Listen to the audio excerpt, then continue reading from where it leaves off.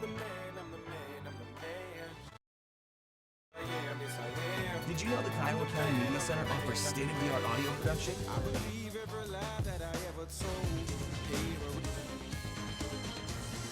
This is a presentation by the Kiowa County Media Center. We want to welcome you to this 2A sub-state semifinal basketball game between the St. John Lady Tigers and the Central Plains Lady Oilers. We will be back after this for the national anthem and the lineup.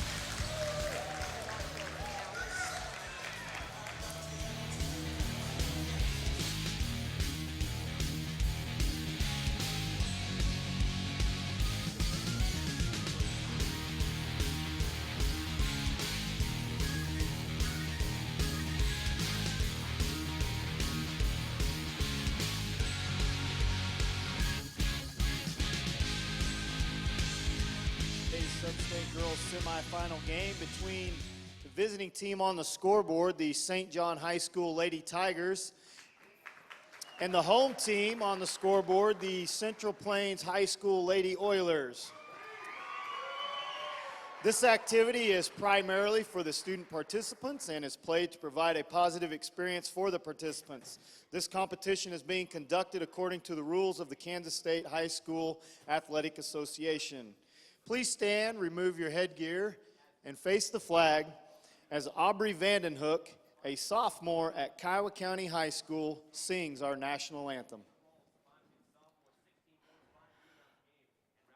Oh, say, can you see by the dawn's early light what so proudly we hailed at the twilight's last gleaming, whose broad stripes and bright stars through the perilous fight o'er the ramparts we watched were so gallantly streaming, and the rocket's red glare, the bombs bursting in air,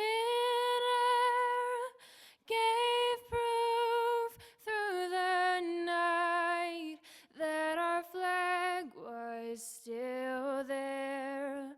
Oh, say does that star-spangled banner yet wave o'er the land of the free and the home of the brave?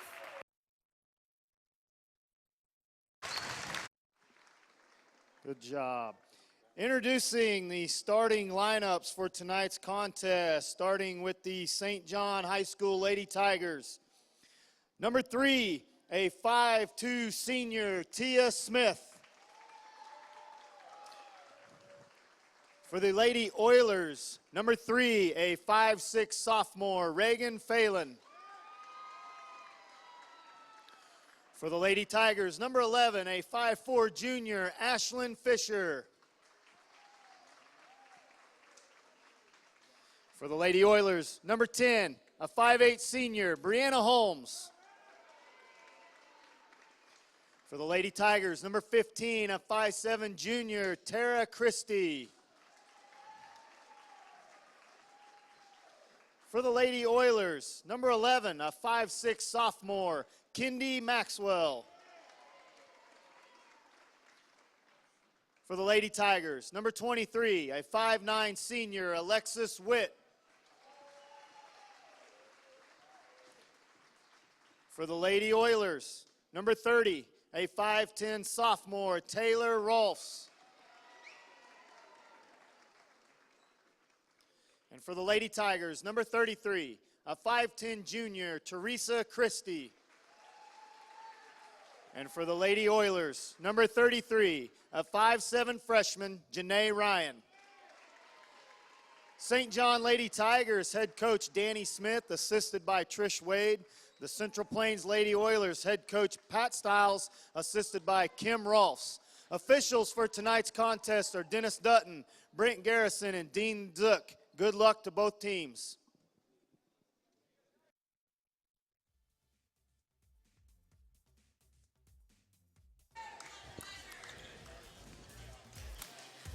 Once again, we want to welcome you to this game between the St. John Lady Tigers and the Central Plains Lady Oilers. This is Kiowa County hosted 2A sub-state semifinal basketball game. Earlier this week, to get to this game, Central Plains beat Kinsley 73-18. St. John took out Kiowa County 42-34. Off the tip, St. John has the ball.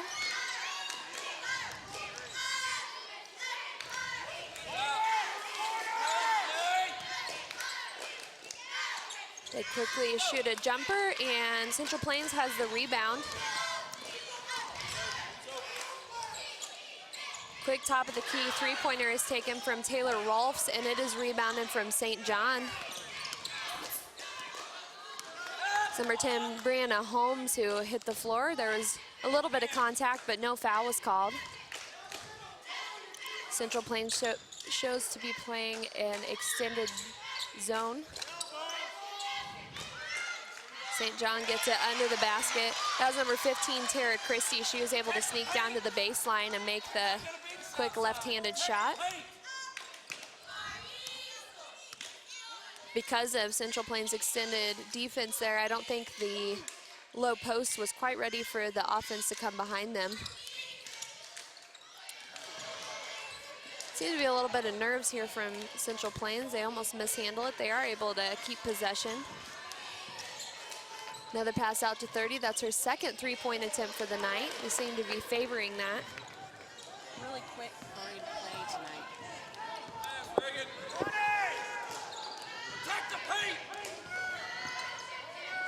St. John is content just to hold it and work it around a little.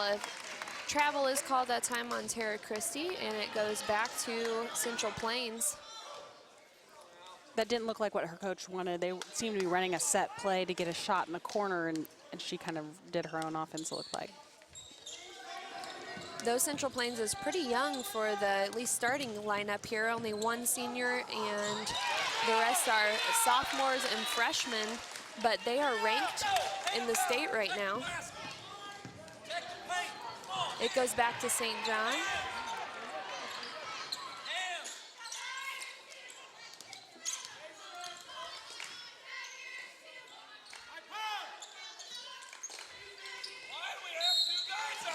The first foul is called of the night against Central Plains. That was number 11, Kendi Maxwell, sophomore. And number 23 from St. John, Alex Witt, was on the shot attempt there. She is a senior for St. John.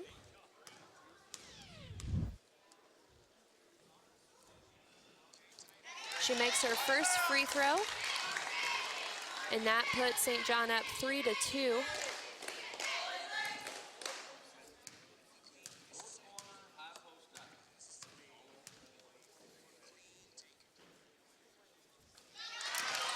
She makes the second free throw as well, and Central Plains pulls it out, trying to make something happen on their offensive end.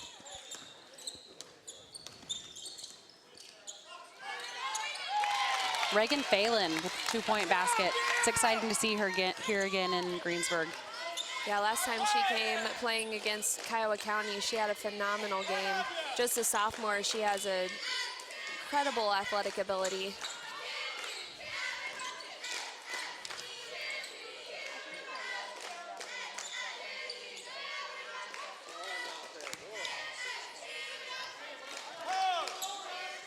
St. John is content just to kind of calmly work it around.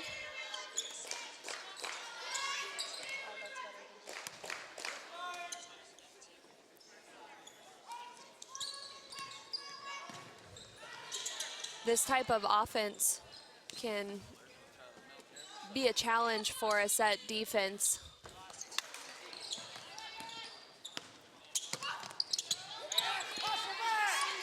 when the offense is content just to kind of work it around a little bit, defense can get antsy. Sometimes they can get in foul trouble because of that, because they want to make something happen.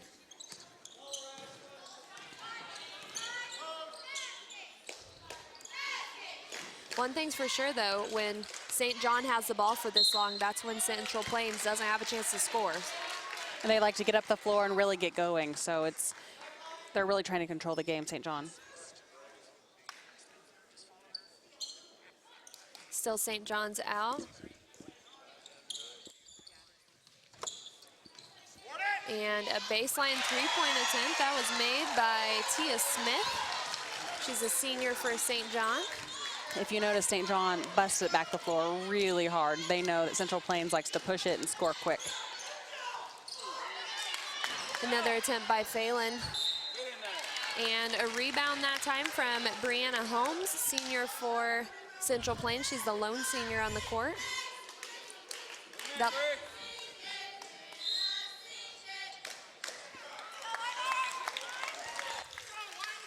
And a timeout will be taken, just a 30-second timeout called from Central Plains.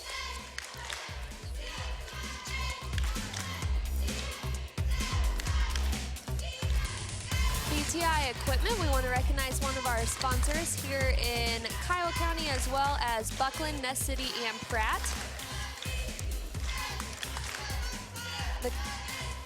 The Kyle County Media Center would like to thank Greensburg Tourism for their support of tonight's broadcast. For more info, visit greensburgchaos.org or call the Bigwell Museum and Visitor Info Center at 723-4102. Come experience the story in Greensburg.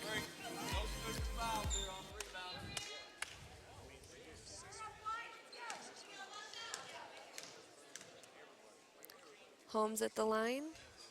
She makes her first free throw. Holmes is a player that really looks like she's having a lot of fun the whole time that she plays. She works hard. A little short there on that free throw, rolled around. Central Plains extended their defense clear to half court.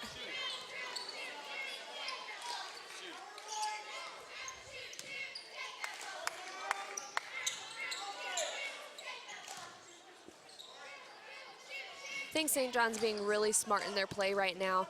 Just as far as looking at the teams compared, they may not look quite as athletic.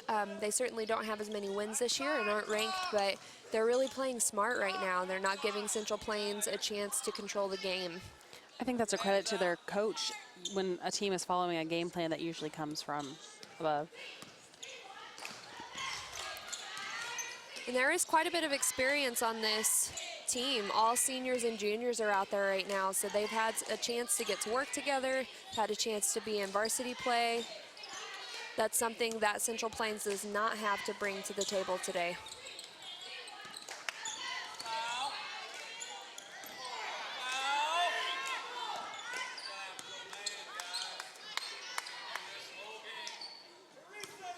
I don't think maybe 2 passes have been passed inside from St. John so far this game. They're content just passing it around outside, trying to make Central Plains make the mistake. Central Plains does get the steal. They're headed back down the court.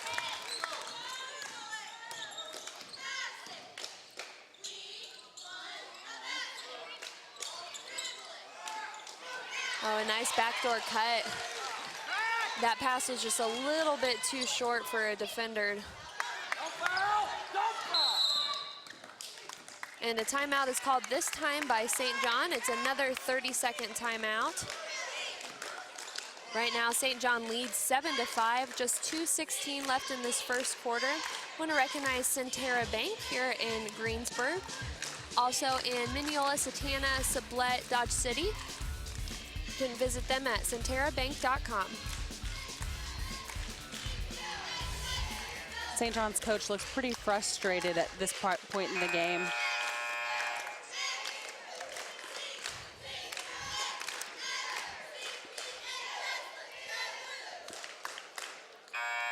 Central Plains comes out of that timeout really quick. They're ready to go. They just need to start executing their own game plan and not let St. John dominate this game. That might also be St. John's coaching tactic, but he seems a little bit fired up. That might just be because he knows if they let Central Plains get going, they're going to have less of a chance to stay in this game. A lot of contact in this game. There's a lot of contact. It's almost like a switch was flipped for Central Plains. They're kind of lackadaisical coming out the start of the game, and they're not anymore. Well, they're going to have to up the tempo a little bit because St. John is trying to slow it down. So Heard one of the fans say earlier, you got to go out there. They're going to do this all game, and that might be their plan, and some teams can pull it off, but I don't think the Central Plains team is going to allow that to happen. They're going to put too much pressure on them. Outside three-point attempt. That's the second time that Central Plains has just come down and been content shooting an outside three. It goes back to Central Plains under their own basket.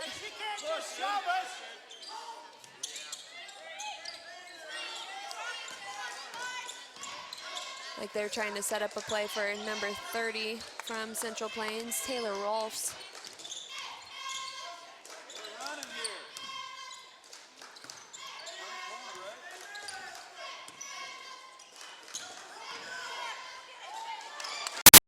From behind from Rolfs, or maybe she tripped, but I don't think that was quite the plan she had heading to the basket. Another travel called against St. John. That time it was on 33, Teresa Christie. this pushing up-tempo game does not seem to be comfortable for St. John, and they're getting sped up. They are, and whenever you get sped up and you're used to a slower paced game, you start to make mistakes. Sometimes you get in foul trouble, certainly a lot of turnovers when that happens.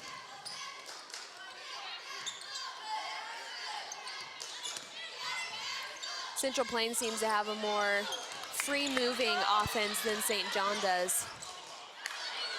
Nice take inside from Phelan. She did miss, and a foul is called.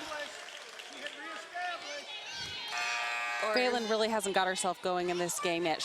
She's working hard and trying, but she's just a little too out of control with her shots right now. And we've seen what she can do. She's a pretty impressive young player.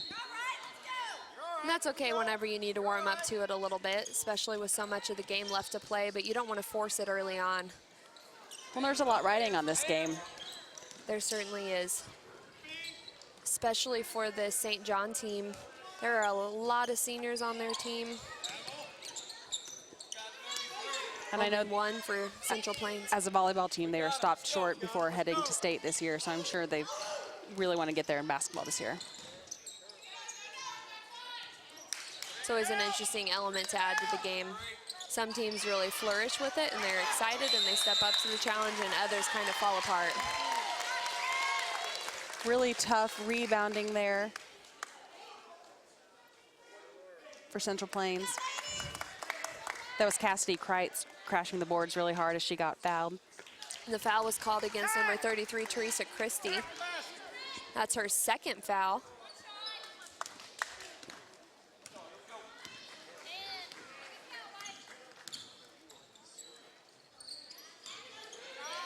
Central Plains looking to get it inside, off the mark. I think this is uncommon for them to have this low of a shooting percentage, but that'll bring us to the end of the first quarter. Central Plains trails to St. John 5-7. We're going to take a quick break and be back for the second quarter.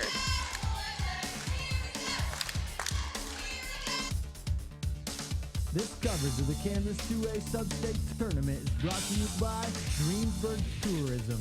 Come, experience the story.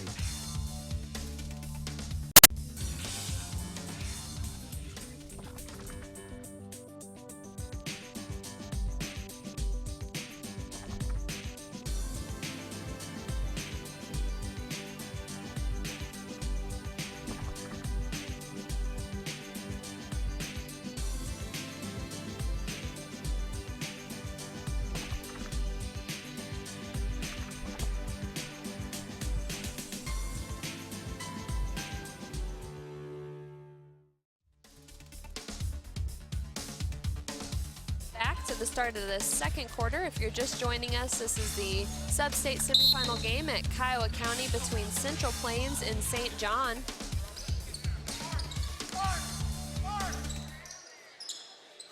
Central Plains, I think, was expected to come into this game and handle St. John pretty easily, but that's not the case after this first quarter.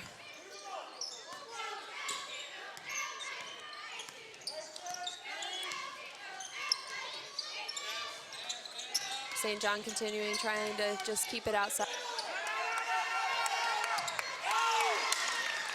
A steal from Central Plains, and they try to push it up the court. They don't get their fast break. That's one thing that even though St. John threw it away, they got back quickly to avoid the fast break.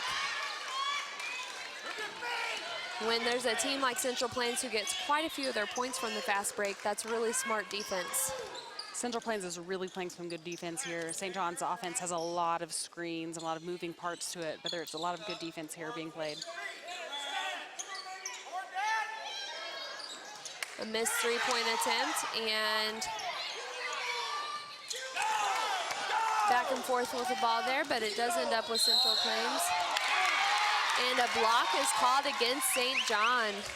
Phelan took it in, and I think St. John was hoping to get a charge called on her, but she makes the 2 points and the foul is called. Phelan is just too quick for that to happen. They either have to get back quicker, which is going to be hard because Phelan's quicker than almost anyone out there on that floor. She is, and you can see on the replay that number 3, Tia Smith, just didn't quite have her feet planted. Tia Smith appears to be the shooter for St. John, though. There's a lot of set plays trying to get her open for a shot. She's also a senior. Phelan completes the and one.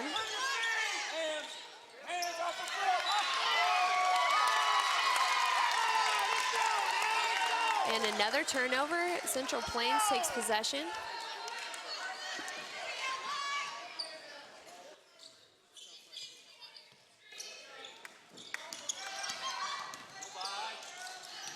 Nice pass down low. Phelan also has such a nice view of the floor. Her teammate was open for mere seconds whenever she passed the ball to her. She's just constantly looking for those openings. Foul there called on Cassidy Kreitz. She's not one of the more aggressive players on this team either, so I don't think we have concern for her getting in foul trouble in this game. And that's exactly what it looked like. She wasn't sure if she should go for it or not, and then they caught her trying to go for it. When you have such an aggressive play expected from you, sometimes you are going to make contact, get some fouls called. It's a nice takedown low from number 23, Alexis Witt. She tried to work through the defense there. I think maybe defense got a hand on her shot, though.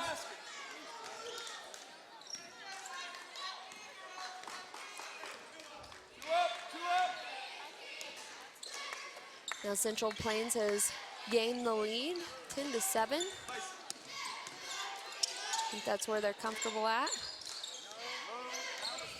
So we mentioned earlier, they won their first game of the sub-state pretty handily, 73-18 on Monday. Phelan is such a phenomenal player. She's only a sophomore, and she just took that to the rim almost like a college player. She's so confident, has such great skills. Well, if she sees a seam, she's going to take it.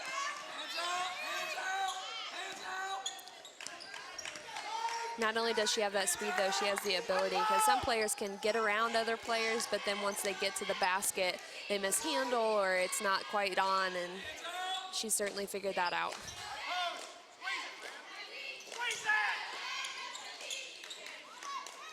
St. John back to their game plan, moving the ball around slowly, looking for a shot, really not trying to force anything. They're still trying to stay calm. It's hard whenever another team's pushing the momentum so much to stay calm. Nice try there by Phelan. She was trying to dribble while laying on her stomach, basically, and sliding at the same time. She was called out of bounds, and it goes back to St. John. St. John's really going to have to meet their passes really hard just to draw some fouls against Phelan, because Phelan's going for everything as hard as she can. Exactly, and when she gets in foul trouble, they're going to back off because she has to stay in this game for Central Plains. I do think they have the ability to make up somewhat, but you can't duplicate what she does. Central Plains just up by 5 now.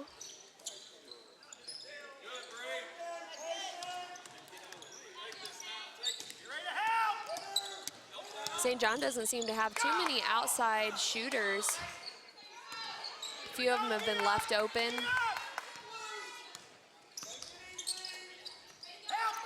Only Smith seems to be comfortable shooting from outside the arc. Central Plains just content to play some really good defense and let St. John keep swinging the ball around. They're up 5 points, so they don't really have to have the ball right now. They don't, and it takes extra effort to play defense and try to steal the ball. So at this point in the game, it's okay just to play defense, and a foul is called. That was number 30, Taylor Rolfs, taking it in for Central Plains. I think the strategy of trying to take a charge against this team isn't going to work. They're going to have to swipe or run by and try to get the ball, but they're just not in position. First foul is called on Alexis Witt, 23 for St. John. She's another senior on the Tigers team. There's 4 minutes left in this first half of play.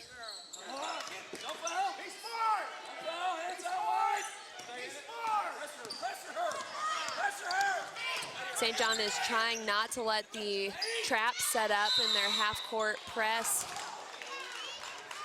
A foul's called on that shot. It was a really pretty take to the basket from number 33, Teresa Christie, and she is on the line.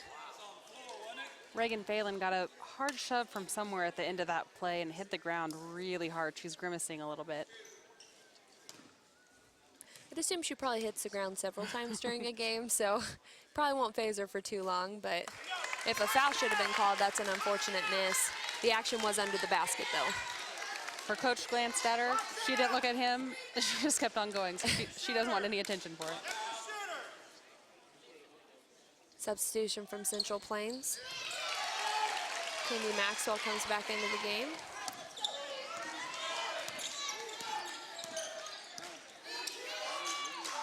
And a three-point shot from Phelan.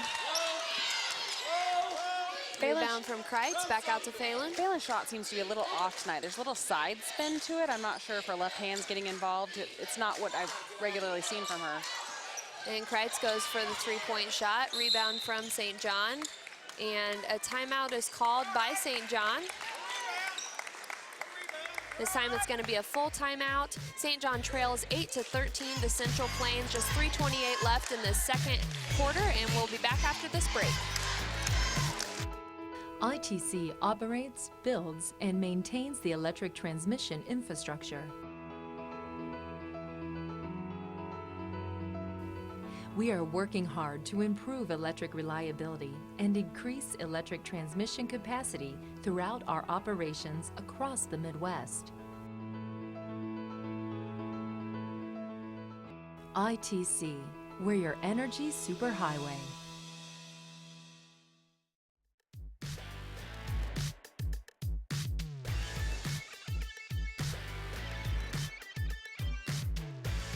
Seven, 2-3-2-5-4-5.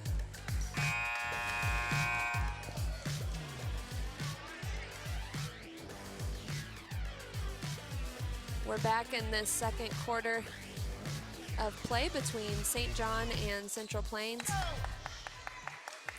in the semifinal game here at the Kiowa County Substate for 2A basketball.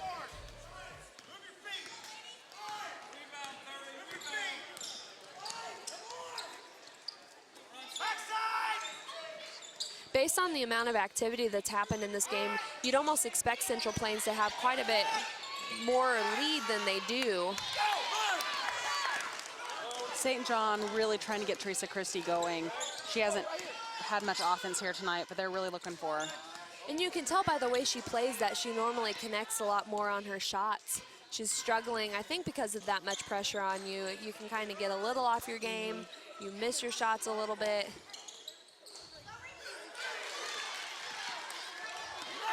Pick off that time from Christie.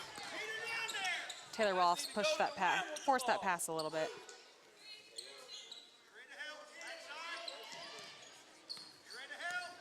I am impressed with how much St. John is able to slow down. Some teams, even if their plan is to slow down, they can still push the momentum, get out of sorts, and they keep going back to it even when they start getting out of control.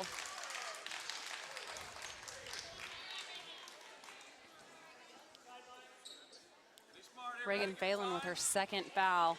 She spoke to the official a little bit. She disagreed, but there's a lot of contact right there. I think she's used to getting away with a little bit more contact, but if she gets a third, she's going to be on the bench for quite a while. As smart of a player as she is, though, she'll probably back off just a little bit, still play hard defense, but know when not to make that contact.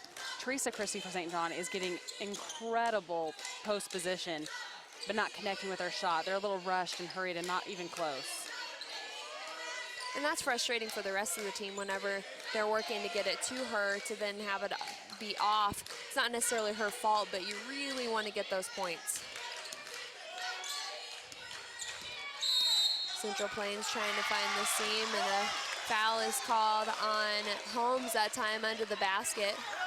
She and Christie are just battling like crazy back and forth, but what the refs are looking for is displacement, and they felt that Christie was displaced. An easy break at the press that time. And another foul called. That was within 10 seconds of play, if that. 2 fouls called against Brianna Holmes. I think that foul was called not because she didn't have position, but because she didn't give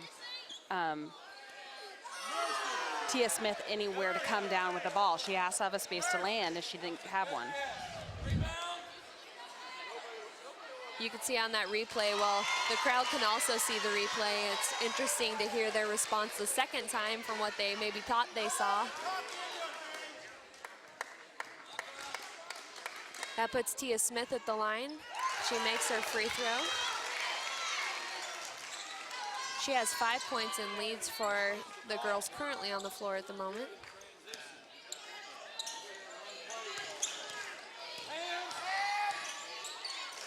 Rolfs is trying to get something to work, but I think the defense brought on by Alex Wood is just too much for her to find a seam. Beautiful jumper taken from Janae Ryan, just a freshman for Central Plains. Several young players on the court from Central Plains. Nice take. Quick pass across court. It's a beautiful pass by St. John, and I believe that just gave Holmes her 3rd foul, the lone senior out here for Central Plains. I remember Holmes from when they played Kiowa County here, and I believe Holmes had a lot of foul trouble in that game as well. When you're a senior and you're leading your team as she is, sometimes you have to think about whether that's worth it or not and decide what foul you should give and when you need to back off. Get the ball low. Keep the ball low.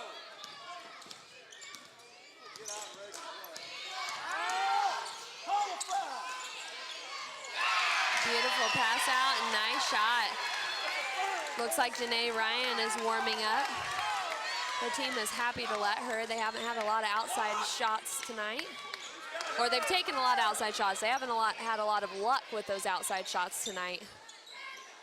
If you were a fan of this game tonight, you wouldn't know that Central Plains is up by 8 points. Sounds like we're in a 1-point game back and forth. Central Plains fans are very intense, to say the least, and you can tell this undefeated team, there's a lot of pressure on them. Get it across.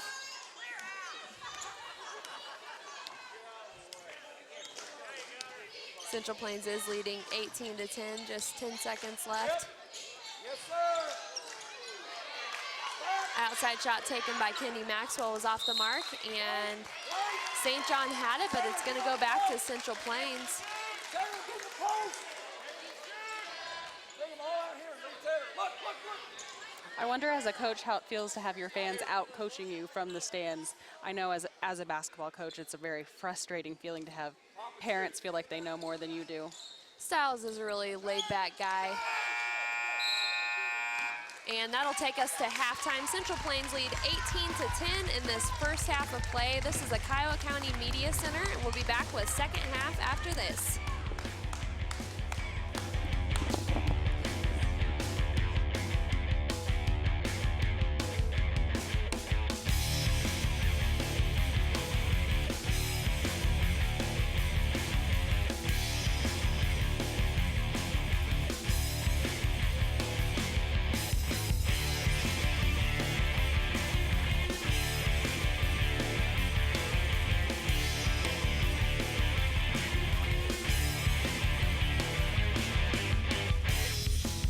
This coverage of the Kansas 2A Sub-State Tournament is brought to you by Greensburg Tourism.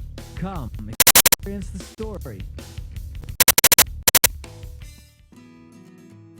Kiowa County, Kansas was established in 1874.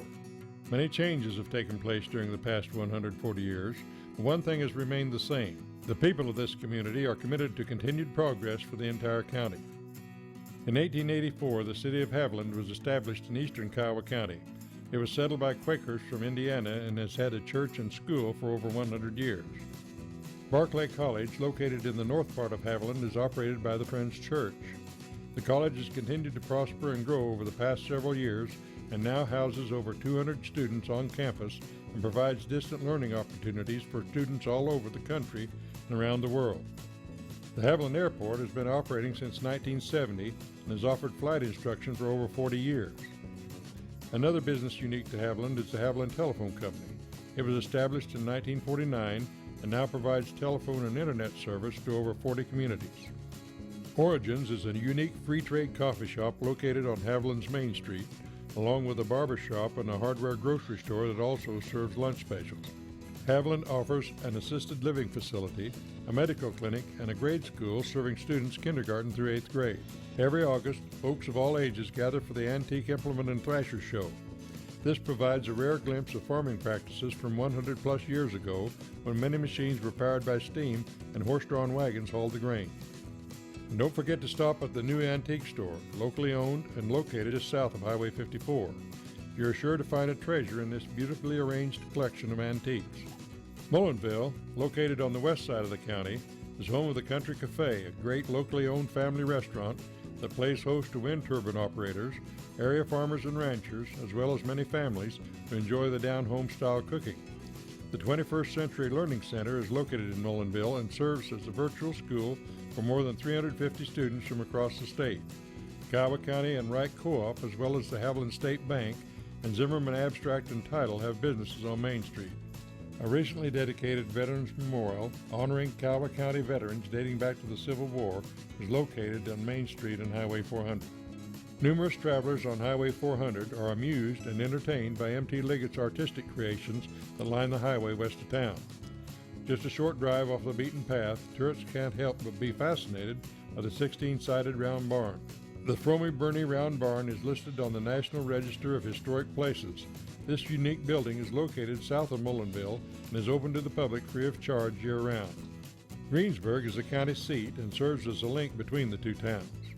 With help of our supporting communities, Greensburg was able to move forward after the devastating EF5 tornado that leveled the town in 2007. Greensburg is the home of Kiowa County High School, where students from all over the county are educated in one of the most high-tech schools in the state. Greensburg has long held the distinction of having the world's largest hand-dug well as their claim to fame. With a recently dedicated new Big Well Museum and gift shop, tourism continues to be a major industry for the community. New attractions to Greensburg offer more than just a hand-dug well to explore. There's the Kiowa County Commons, which is home to an old-time soda fountain, as well as the Kiowa County Historical Museum. In addition, the 547 Arts Center, named after the date of the tornado and designed by students from the University of Kansas School of Architecture, showcases a variety of artists' works, as well as providing space for numerous community activities. Kiowa County is fortunate to have the Kiowa County Memorial Hospital and Greensburg Family Practice, in addition to a pharmacy located within the hospital to address the community's medical needs. Between the Sunships Business Incubator and Kiowa County United, many businesses have found a home on Greensburg's Main Street. Also located on Main Street are Prairie Point Apartments featuring 1, 2, and 3-bedroom units. Kiowa County Senior Center is located just across the street, providing an enjoyable place for our seniors to visit and share crafts, as well as enjoy a wonderful noon meal. Additional businesses as well as restaurants can be found along Highway 54 as one drives through town. Memorial Day weekend is a special one in Greensburg. Over the course of the weekend, high school alumni gather to visit with old friends and celebrate class reunions. Happily, the Arts and Crafts Fair made a comeback a few years ago and is part of the downtown festivities. The Greensburg Triangle Rodeo Club hosts an annual rodeo every spring. This tradition has been going strong for more than 50 years. Other events throughout the year include the Hometown Halloween, the annual Rotary Lighted Christmas Parade, the Parade of Homes, and the hosting of an annual soup supper by local Fellowship of Christian Athletes, held in conjunction with other holiday activities. Haviland produces a live nativity every other year, and Mullinville's God's Acre auction, held every year, is always a hit with community members as well as tourists in the area. Greensburg's Industrial Park is located on the east side of town and is ready for manufacturers to find a home. With the development of a new airport, in addition to county and city incentives, the communities of Kiowa County are postured for new industry. Whether you are looking for a place to enjoy the weekend, or just a few days away from your hectic lifestyle, or maybe you're looking for a safe, wholesome place to raise a family, you found it. Kiowa County, Kansas.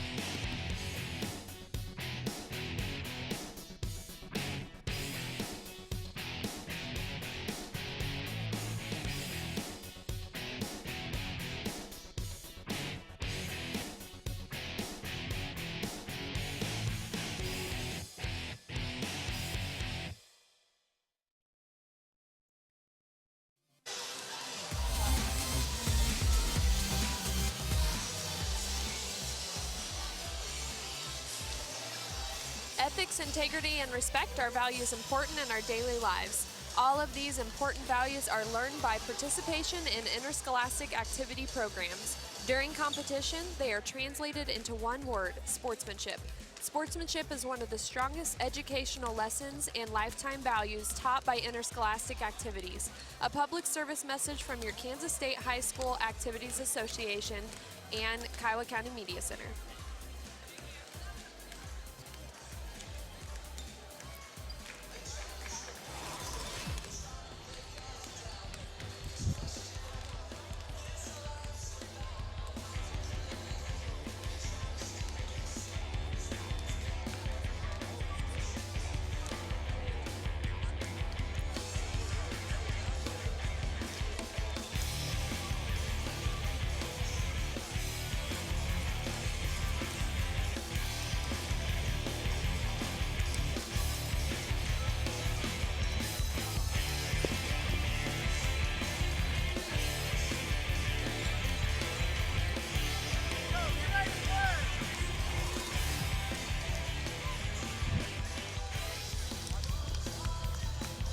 Welcome back. We're about to start on the second half of the semi-final game in sub-state play here at Kiowa County. Central Plains Lady Oilers are taking on St. John Lady Tigers. In the first half, started off a little slow, but from about 5 minutes in, it has become Central Plains' game. They lead 18-10, are already out and ready for the second half. And you can tell by the low score, 18-10, that it's quite a defensive game tonight. St. John has slowed down the game quite a bit, trying to work the ball around rather than give Central Plains a chance to have the ball too often. St. John's really going to have to look for a little more offense the second half if they want a chance to get back in this game, because an 8-point lead can really go a long way with the type of pace that the Oilers play. And they really tried to get that happening with Teresa Christie, the post inside for St. John, but she just wasn't able to hit her shots. I think Tia Smith usually hits quite a few more three-pointers than she was able to shoot.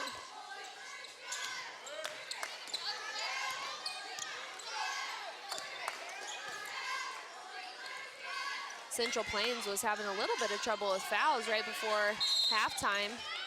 Senior Brianna Holmes picked up a couple quick fouls right back to back. Picked up a third on the baseline, so she's working with 3 fouls right now. It's an interesting choice to put her in. They must be confident with how deep their bench is in case she does pick up a quick fourth. She gets a steal, sends it right back up to Rolfs, and she has a quick left-handed layup. That was a nice shot on her part. It wasn't very pretty, but she could see the defender coming and wanted to get it off before they had a chance to block it. Again, quick hands, though, by Holmes to force that turnover. An outside shot with a lot of arch there from St. John's, Ashlyn Fisher. And Rolfs again on the layup. She misses that time. Rebound by St. John. They send it back up the court. Stop on that. Way to run the floor. Way to run.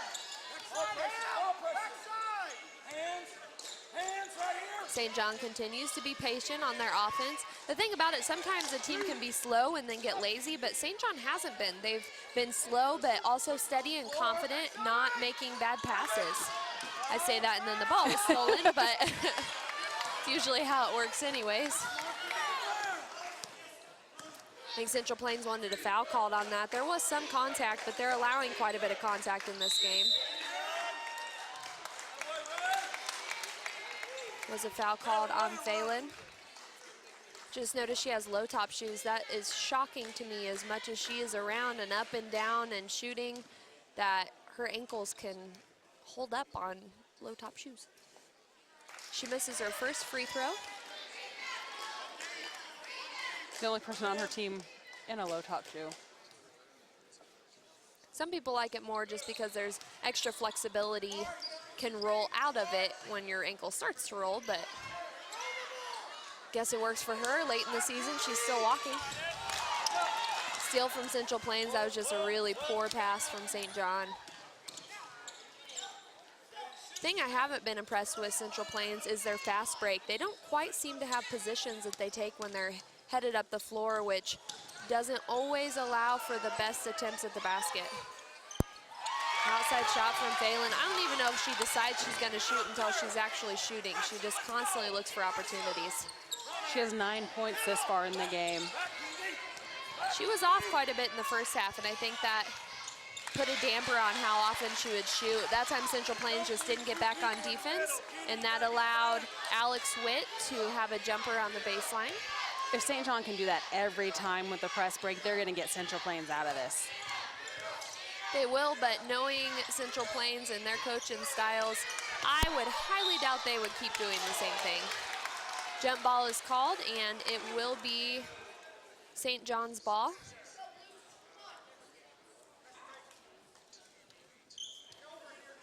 Looks like Phelan might be bleeding.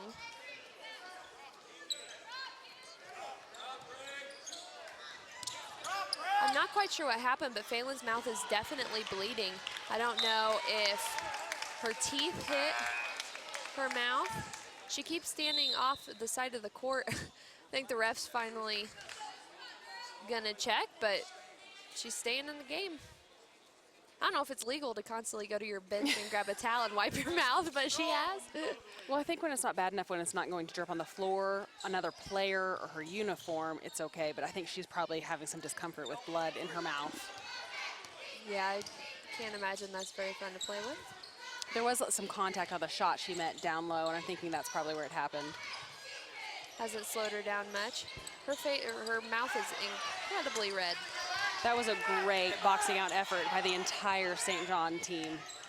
This team works really hard together, and they work really smart. Unfortunately, they're just not connecting on very many shots, so they're down by 10 points, but it's not but for lack of effort. Beautiful pass in and catch and attempt from Christy. That time she was defended by 2 Oilers, so she wasn't able to get a good shot. That does put Christy at the line.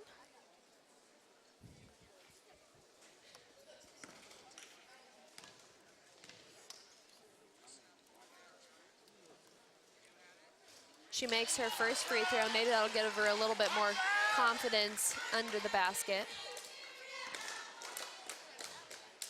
And a little offense for St. John. She makes a second. Those could be 2 very important points. It puts them back within 8.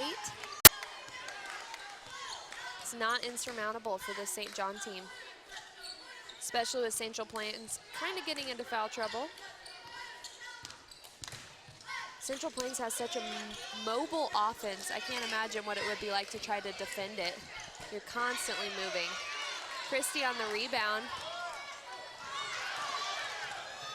Brianna Holmes, in my opinion, just needs to show a little bit more seniority there. She's trying to reach for the ball under her own basket when she's on defense. She doesn't need to pick up a fourth foul. Beautiful pass in, but that was deflected from Janae Ryan. I think that's the first time that they've got it inside to Alexis Witt for St. John. Foul is called against St. John. That was on Tia Smith. It's going to give Central Plains the ball under their own basket.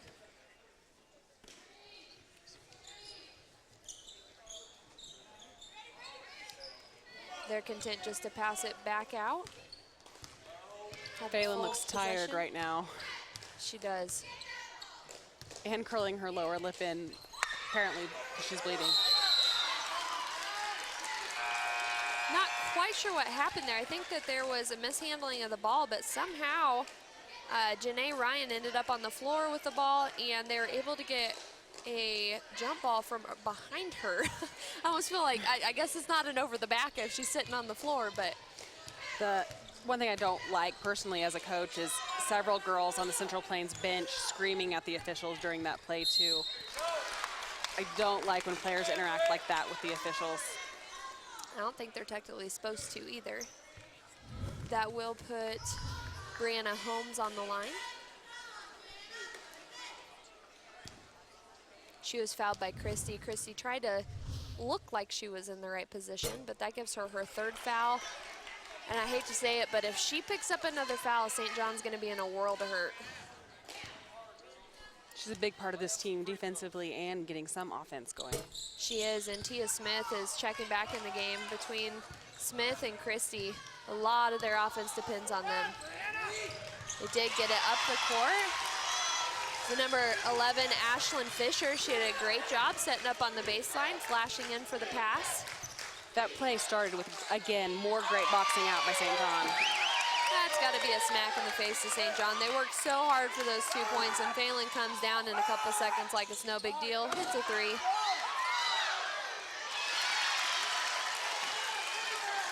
St. John with another 2 points. And they're just down by 7 here. Chipping away at the lead that Central Plains is holding. Just 2:30 left in this third quarter.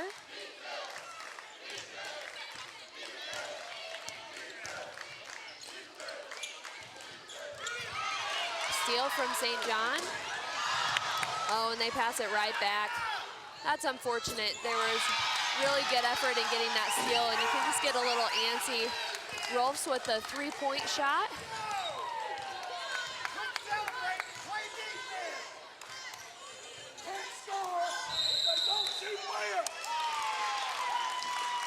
The foul is called that time on St. John. They're shaking their head. They think it should have been against Central Plains.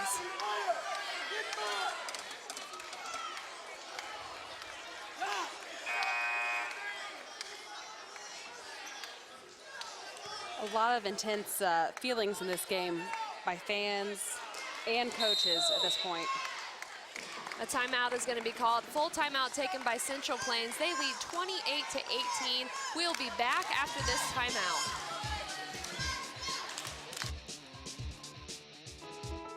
ITC operates, builds, and maintains the electric transmission infrastructure.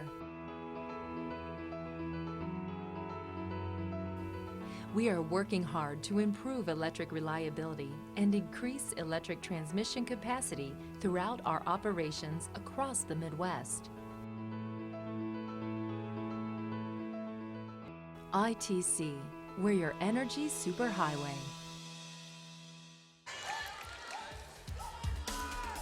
Want to recognize one of the Media Center sponsors, the Haviland State Bank. You can contact them at 862-5222 or at havilandstatebank.com.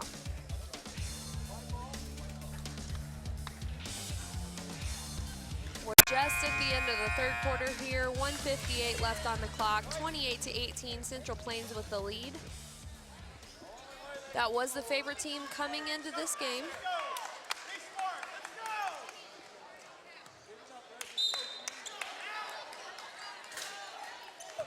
Central Plains is bringing it up the court.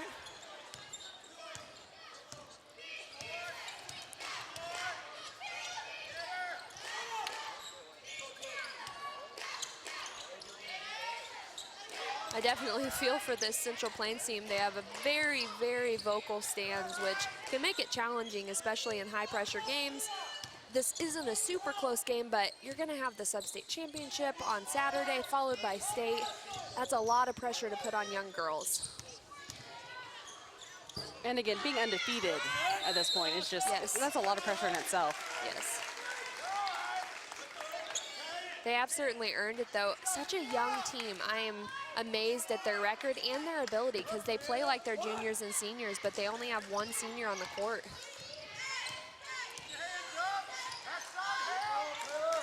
Pride steps out to defend Ashlyn Fisher. St. John is trying to post up on the backside.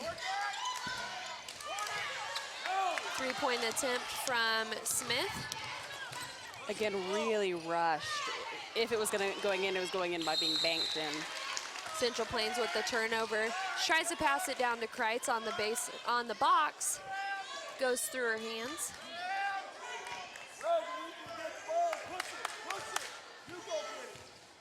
St. John's still taking their patient approach. Just 49 seconds left in this quarter. Trying to flash to the basket. It's a nice view there from Alexis Witt. She takes it straight up the lane, but I don't know if she was expecting to be wide open like she was. Hits it too hard off the backboard. Beautiful pass in. It's a nice look from Tara Christie. Sent that to Alexis Witt.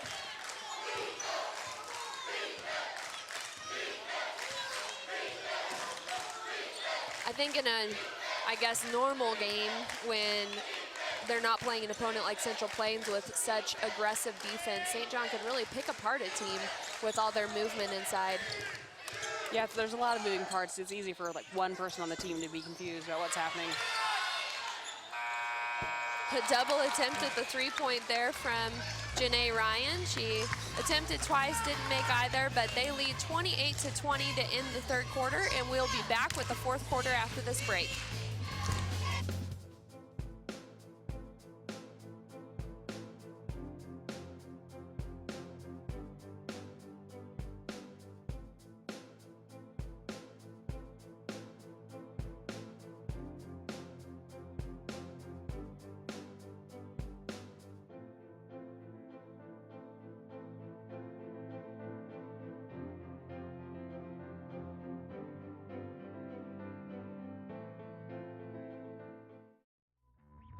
Want to recognize our sponsor, Your Fired Ceramics and Canvas. They do bisque painting, canvas painting, and pottery wheel classes.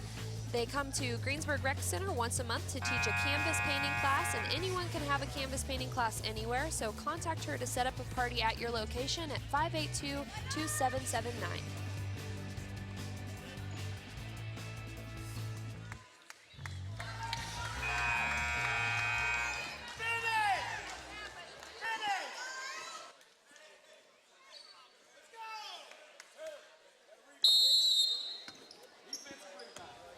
St. John has the ball, start off the fourth quarter. Looks like Phelan came out of the huddle with something in her nose to stop the bleeding. That's a creative way to stay in the game without getting blood on your jersey. I didn't realize her nose was bleeding. Something was bleeding. I thought it was her mouth, not her nose. So I did too. Maybe she has multiple parts of her bleeding. She's trying to take care of one of them. That's a pretty tough girl, though, to not be vain enough to worry about something hanging out your nose. Oh, she cares much more about basketball than most anything.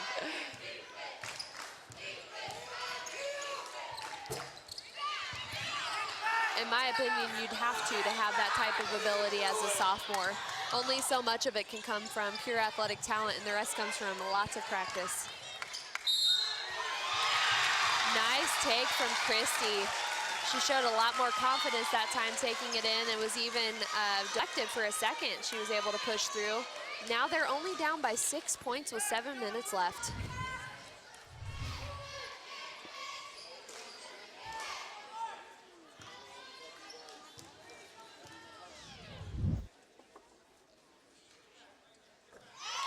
Christy makes the free throw, making that a 3-point play. They have split the lead in half since halftime. It did take them a whole quarter though, so we'll see what they can do with this final quarter. They seem to have the momentum right now. They're excited, kind of puts Central Plains on edge. Beautiful box out. I'm so impressed with the technical quality of this St. John team. Again, I think it shows their experience and some of the coaching they're getting. It's almost unfortunate that they haven't had a better year than they have had. Not that they've had a bad one, but they're certainly not undefeated like Central Plains is. Seem like a really well-polished team. Christy takes it, under the basket again. She was trying so hard to connect with that, but that will put her on the line, and she's had good luck with her free throws so far. If she can sink both of these free throws, it's a 3-point game. You never know what's going to happen in sub-state competition, and somehow Brianna Holmes fouls out of the game with 6:23 left. I have no idea why she wasn't on the bench with her 4th foul. I honestly thought the foul was on Phelan, too. I was just expecting that to be the call. Christy makes her first free throw. 28-24. She's 4 points down now.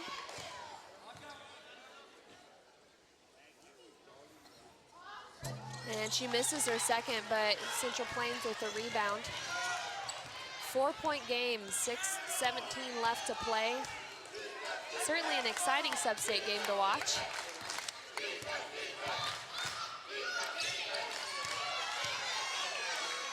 Tell Ryan was considering shooting that shot. It always amazes me whenever there's freshmen that look like they have so much experience coming into a sub-state game when really they've just had a year of play. Phelan, another beautiful shot. She just has a different speed. She's explosive when she needs to be. She is explosive, but then she's also soft with her shot. She doesn't let it carry through the ball and be off.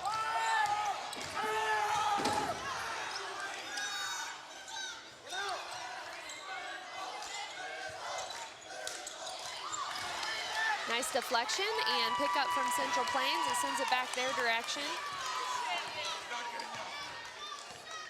They now have a 6-point lead and can take some time here. And their coach calls a timeout for Central Plains.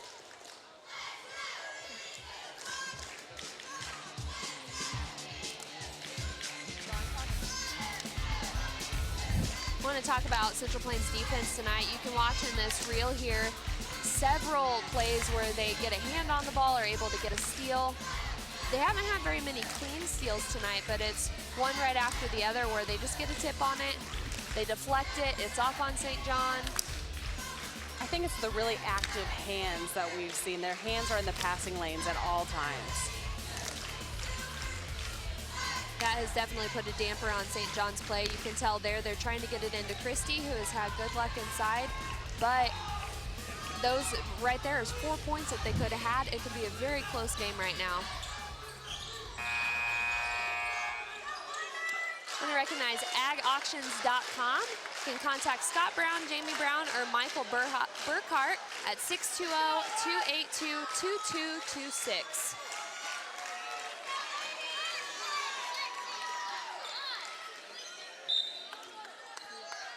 Central Plains has the ball on the side.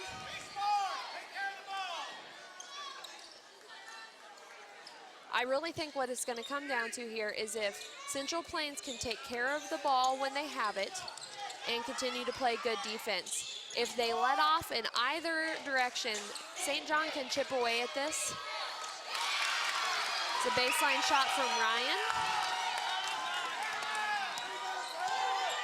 Ryan with 7 points tonight. She's just been really steady. They hit her at the right times, and she's good for a shot here and there. She's a very unassuming player just as a freshman. She doesn't play very timid, though, which is surprising because she's a pretty quiet player. You can tell Smith's trying to make something happen. A really unique play. It looked like there were 3 screens that allowed her to kind of shift between them and pass it to the baseline. That was an interesting play. Something that most teams aren't used to seeing.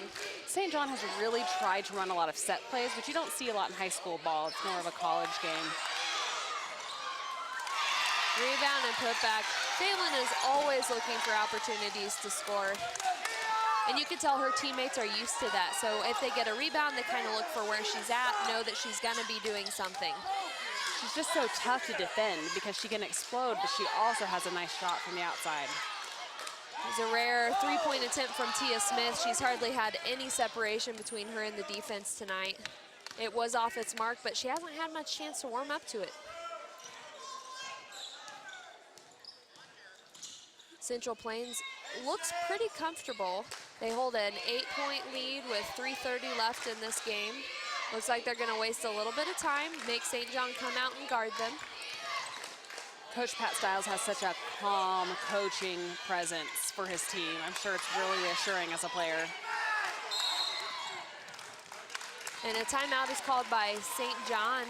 They're going to try to reassess their approach and see what they can do in the last 3:23 of this game.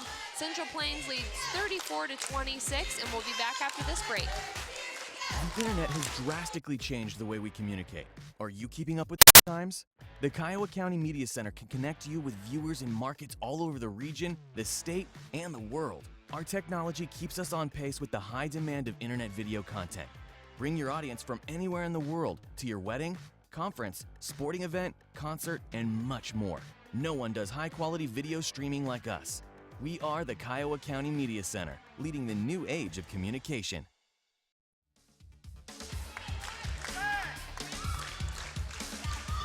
Want to recognize Brown Auction and Real Estate, located in Greensburg, Kansas. You can contact them at 723-2111.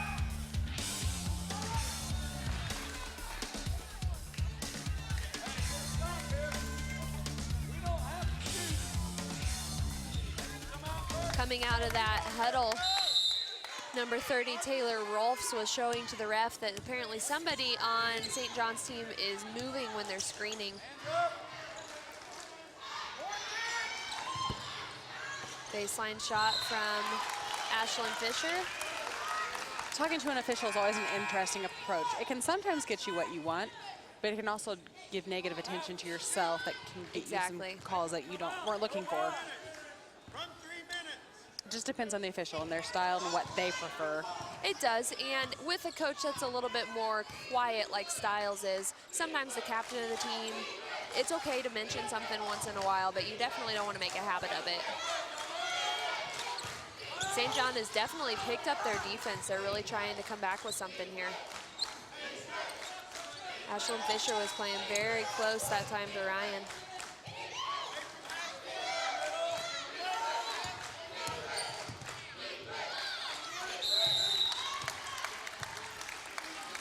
Fisher was called with a foul that time.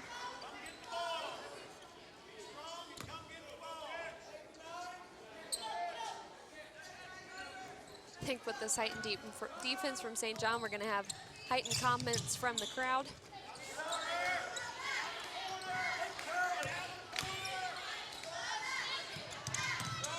St. John is having a great time on defense here, putting pressure. They've gotten fouls called, but I think it's really starting to fluster Central Plains. I don't think Central Plains seems to be looking towards the basket. They're just content to stay back here. Not that they have to score, because I know they want to maintain possession of the ball, but they can at least throw it down every once in a while. Yeah, and Central Plains doesn't want to have to be on the free throw line, though, because that's going to slow down the game quite a bit. I think they want to slow it down as in waste time, not have the time stop. Foul is finally called on Tara Christie. She grabs Reagan Phelan's jersey there. I think Phelan could just have a heyday. Her girls could be at the other end of the court and she could just dribble in circles. She is on the free throw line now. That is St. John's 7th foul, so 1-1. And Central Plains is content just to get back on defense. She misses her shot. Phelan puts a little bit of pressure on the ball, but Smith is able to handle it.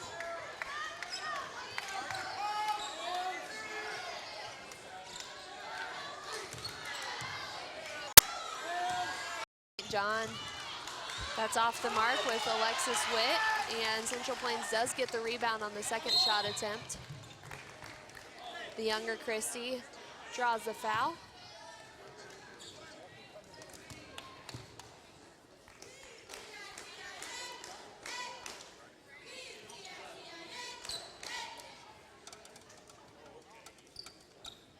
That's going to put Rolfs on the free throw line.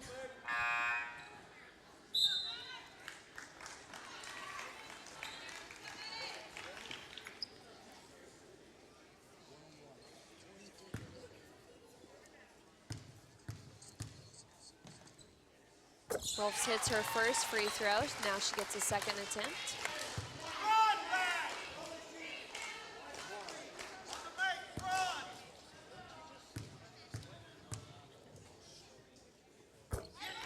She hits her second free throw as well. And a timeout is called by St. John.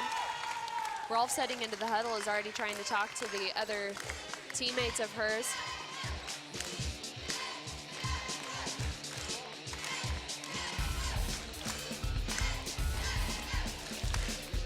The Kiowa County Media Center would like to thank Greensburg Tourism for their support of tonight's broadcast.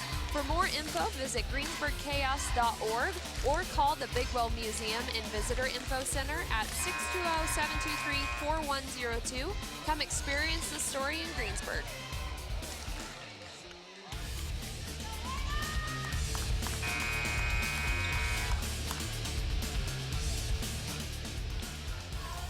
This 10-point lead that Central Plains have might be a little unattainable for St. John to overcome at this point.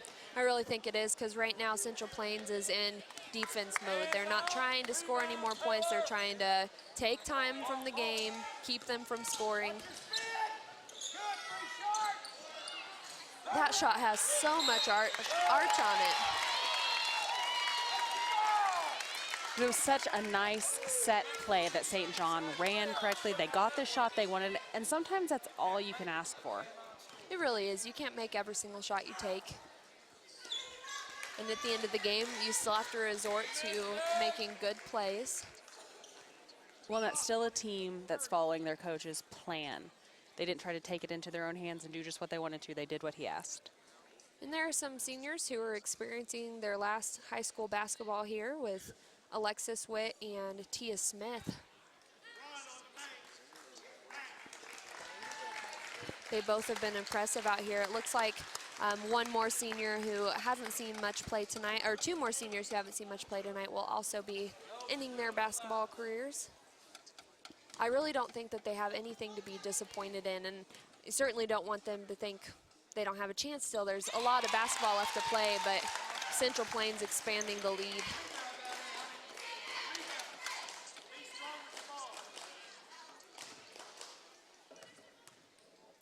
Ryan with her second shot. And she picks up her 9th point of the night. She's been really consistent. That's something that these Central Plains girls really excel at, is being able to have multiple players doing well in the game. Rolf's got a hand on that three-pointer. Central Plains got the rebound.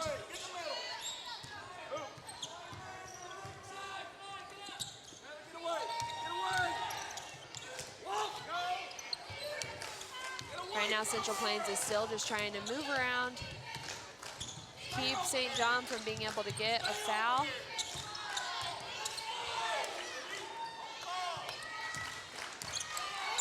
There's not a whole lot that they can do at this point. There's so many points to overcome.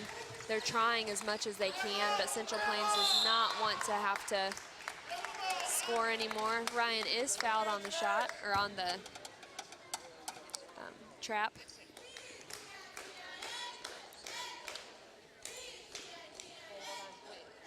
up on 2 different places on Steph's phone, so she has to get to both of them. Ethics, integrity, and respect are values important in our daily lives. All of these important values are learned by participation in interscholastic activity programs. During competition, they are translated into one word: sportsmanship. Sportsmanship is one of the strongest educational lessons and lifetime values taught by interscholastic activities. A public service message from your Kansas State High School Activities Association and the Kiowa County Media Center. St. John is just trying to kick it out, get a couple 3-point attempts. Phelan on the steal, just 26 seconds left between them and sub-state championship game. But I really think that St. John needs to be recognized. They fought hard. They have a very disciplined team that knows how to play good basketball. But the winners tonight are going to be Central Plains Lady Oilers, undefeated on the season still, heading into tomorrow's sub-state championship game, and they will definitely be looking for a state competition. Next, we will be bringing you the game between South Central and Ellenwood for the second half of the sub-state semifinal, and stick with us for that game.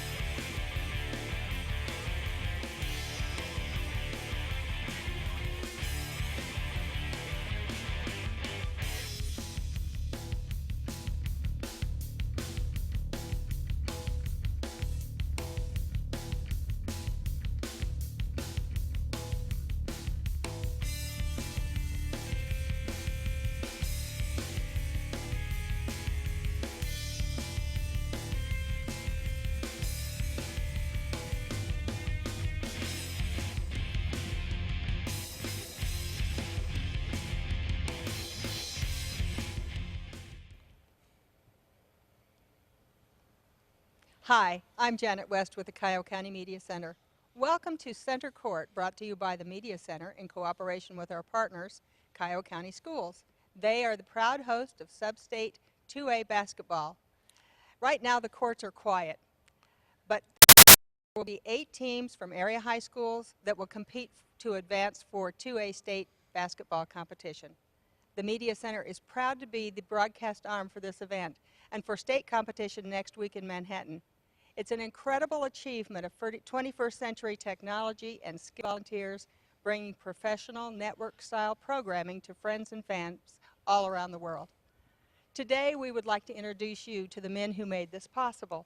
Dr. Bert R. Biles, Kansas State University's Executive Producer Emeritus, and Brandon Utek, also with Kansas State University. He's the systems analyst there for the university.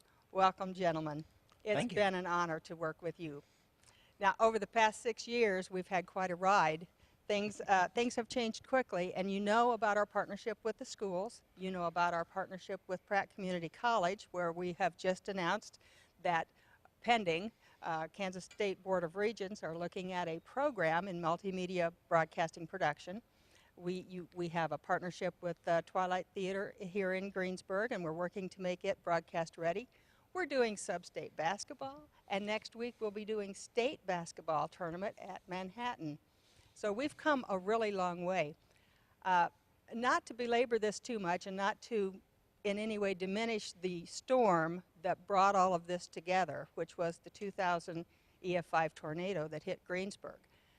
It really was a perfect storm that brought the people together that needed to come together to create the Media Center, the technology that was available, the advancements that were made in the past 10, 20 years, the people in the community who supported a change at that time, lots of generous contributors that came to our aid with wonderful new technology.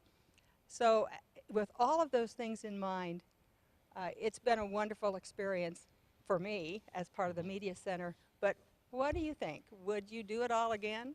Well, without a doubt, it was certainly an interesting proposition as you know, at Kansas State University, by September of 2007, the university was looking for ways to respond to the circumstances in Greensburg. And a group of us thought perhaps there might be a role that new technology could play in terms of giving Greensburg a voice, and also an opportunity for the students and the community residents to learn about and work with this new broadcasting technology. And Brandon, at that time, what was your role? What were you involved in at that time? Basically saying, Bert, we can't do this. Well, maybe we can do this. Okay, let's do this. A lot of it was obviously the need was there. Communication was severely diminished by the storm, and beyond just rebuilding what was there, the community needed a way to move forward, and I looked at that as an opportunity to integrate technology, as Bert said. And so my role at that point was to simply find out, okay, what's out there, what's reasonable, what's doable, and what's sustainable. Well, and our conversations here in the community at that time were centered in what we call Public Square, which is an opportunity for us all to come together and simply brainstorm the new image of Greensburg, Kansas. We knew we wanted to maintain the traditions, but we also knew that we wanted to go forward. And one of the topics that kept coming up was communications. We had a wonderful little weekly newspaper, but we didn't have a local television network. We had, the way we got our news was down at the grocery store, frankly. So at that time then, the community was ready for change. We were ready to step forward. So we had some ideas in mind for us as well. But I must say, this went far beyond any of our ideas. Where did these ideas come from? Well, they came from a couple of places. Number one, I think it's safe to say that I've never been accused of thinking small. And as a consequence, I began to look at this as an opportunity. A group of us from K-State, including some of our friends from the college, from the A.Q. Miller School of Journalism and Mass Communications, came down, and we just came down on a speculative visit to see for ourselves what the circumstances were. And as you remember the story, I sat down at the Carport Cafe on Highway 54 the first noon we were here, and this guy sat down next to me wearing a K-State baseball cap, and I was wearing one. He said, "So who are you and why are you here?" So I gave him the 2-minute description of something about media and communications and communities, and then I said, "Who should I talk to?" And he looked at me and sort of grinned and said, "Me." And that person turned out to be Gene West, your husband, and at that time a county commissioner. So we spent almost a month talking to folks in the Public Square group, the city government, the county government, and the business community about the possibilities that this might offer, and everybody said, "Sure, why not?" Now, at that point I said to Brendan, "Well, we may have to take this another step here." And when we first began to talk, I think we were all here in Greensburg kind of thinking about, well, a robust web portal. But then what you suggested, but what are you going to put on it? Well, that leads us to web design, it leads us to video production, it leads us to all of those things that both of you were doing there at K-State. And I know that the technology had to come along. It wasn't, before, as we talk about a perfect storm, we had to have the right people together. We had to have the vision from Kansas State University that took us out of our box. We also had to have the technology. Brandon, tell us a little bit about this technology. Yeah, 10, 15 years ago, you wouldn't have dreamed of doing some sort of television production facility with internet radio capabilities and an online web portal to the degree that it exists today in Greensburg. That was really a maturation of technology that came along right about the time the storm happened. And we had gotten to the point with computers where they were fast enough, powerful enough, to where you could take some of these technologies that were traditionally very big, bulky, and expensive for the broadcast industry and condense it into a standard PC, maybe with a little bit of special hardware. And at that point, it became much more cost efficient, as well as workflow efficient, to use those outside of the professional broadcast studio. So now, whereas before you needed to have a highly skilled workforce just to get a basic news show done, now with a NewTek TriCaster, which is basically a PC with a few extra pieces in it, you could produce a complete professional-looking television show end to end with a computer and student and community volunteers. And so I think that is really what drove much of the development that happened down here, was the fact that this technology became available and it was economical and it was easy enough to use that mere mortals could operate it. And not just mere mortals, but sixth graders, Yes. literally. Yes. And we do have sixth graders on our crew. They run the cameras. And speaking of another piece of wonderful equipment, I know that you had a lot of dealings with Sony, and that's the direction we went with the cameras. Yes, and I'm glad you mentioned Sony as a model, and the folks at Adobe and the folks at Vitec Corporation, which produces light panels and AutoScript prompters and tripods that I'm just looking at as I sit here. Yeah, much of what you see here is a Vitec product supporting the camera. Yes, so, yes, and I can't forget Clearcom as well, who came in. Well, I mean, there were so many, I couldn't begin to list them all. But two critical elements. One is the county government said, let's do this. And that was the first critical decision that needed to be made. Then Brandon and I flew out to Las Vegas to the National Association of Broadcasters convention and started talking to these manufacturers. And enough of the companies that we needed to put this together said we would be delighted to support this venture, that it became a reality. Yes, very generous contributions to help us get started. But the point is, with a lot of this, is that it really wasn't even ready to go until we were ready to do this, which is just an incredible coincidence. I mean, I can remember at the state fair pulling boxes out, opening the boxes for the first time, and plugging them in, brand new, and them just powering up and working like they were supposed to. And this technology was literally the first of its kind that we were putting in our trailer. I mean, it was brand new technology. Oh, you're absolutely right. We had to wait for the assembly lines at NewTek to finish producing a TriCaster, a switcher unit that would handle 8 cameras and digital technology. And they didn't even send it to K-State or to Greensburg. They shipped it directly to Manhattan so we could install it at the fairgrounds. And as you said, the Sony cameras arrived and we unboxed them, put them on the tripods, and cranked up the system, and it ran for 10 days. And all of this technology continues to advance. Yes. And they're becoming even more accessible to the general public. And of course, that's the vision of the Media Center. Well, but as important as those contributions are, however, I think one also has to talk about A, the community, and B, the potential that this represents for education, for community growth, for new business opportunities, for helping businesses throughout the Midwestern part of Kansas, for taking high school sports to the world. That's right. For broadcasting from the big agricultural trade shows out here in the Midwest. And now the calls are starting to come because you have the only production trailer between Kansas City and Denver. Now folks are saying, hey, we're responsible for producing college basketball games on television. Are you guys available?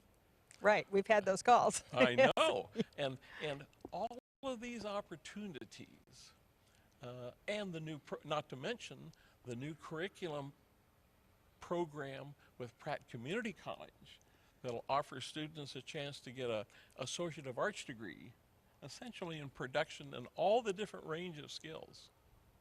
All of that made possible by the resources of the Media Center. Yes, and I can't talk enough about our programming producer as well, Grant Newholt, who again, perfect storm coming together, was available to come to us from Colorado, and this little startup media center. And I said to him, I hope you're really flexible. I hope you can work without a job description because we don't know what you're going to do. And he said, fine, and he came right on board, and he's really developed a wonderful program here, great partnerships, wonderful connections with our community, and then with statewide, really. One of the things that we talked about when we started this was its potential for being a model for other communities and educational organizations. And that still pertains. I mean, K-State actually is sort of following in the footsteps in the use of the TriCaster. Oh, right? absolutely. Yeah, there's been sports programming at Kansas State University that has been done exclusively with a TriCaster. They actually, the university owns several and uses them in various capacities, not just for sports, but also in the classroom. Many of the lectures that you see produced now coming out of K-State are actually being produced as a multi-camera shoot using the same kind of technologies that you're using right here in Kiowa County. So. Well, and you know a lot about what's going on at K-State. Well, both of you do, but I know that you are also on the sports crew for all of the games, the men's basketball and so on, I think, for everything. So. Yeah, baseball's starting. That's my next gig tomorrow. We're gonna get you out of here soon enough to do that. Well, I want you to know how much we appreciate all of the work that you have done. This has been an incredible 6 years, and I know that Bert, you postponed your retirement, and I know that you ran up and down the road and then came back out and served as our consultant to install all of the equipment in the control studio at the permanent facility. And we just could not have done it without you. And one of the major reasons that we ask you to be here today is right here on this plaque. And we are proud to name the studios at the Media Center in your honor. It will be called they will all be called the Biles UTEC Media Studios. It is for your vision, your design, your engineering, and your installation, and your constant friendship and consultation over all of our products. And we just couldn't be more proud to have you on board as our honorary members of the board, really. And don't think you can get away. We will always have your phone number. Well, thank you very much. It's a great honor. When we opened the building, I described it as a miracle of the human spirit, and I really think it is that. Yes. Yeah, I agree. And like Bert, I am also very honored to have even taken a part in it.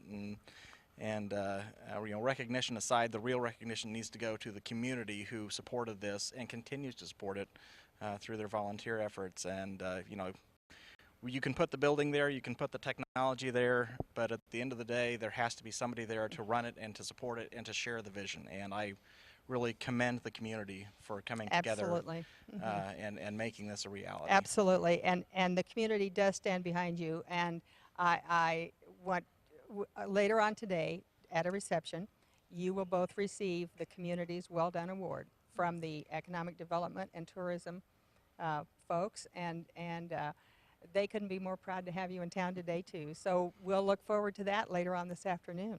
Thank you so much for sitting in with us today. Thank you. We are ready to go forward with the plans for the future with these gentlemen at our side, and we appreciate that so much. By supporting area education, business, and nonprofit goals with 21st century solutions, the Media Center is a vital partner for success. What began with a need to improve communication in the community has found reality in the vision and dedication of Bert and Brandon. Without them, the Media Center would not have been possible. Thank you for joining us at Center Court. This has been a production of Kiowa County Media Center, bringing you a new age of communications.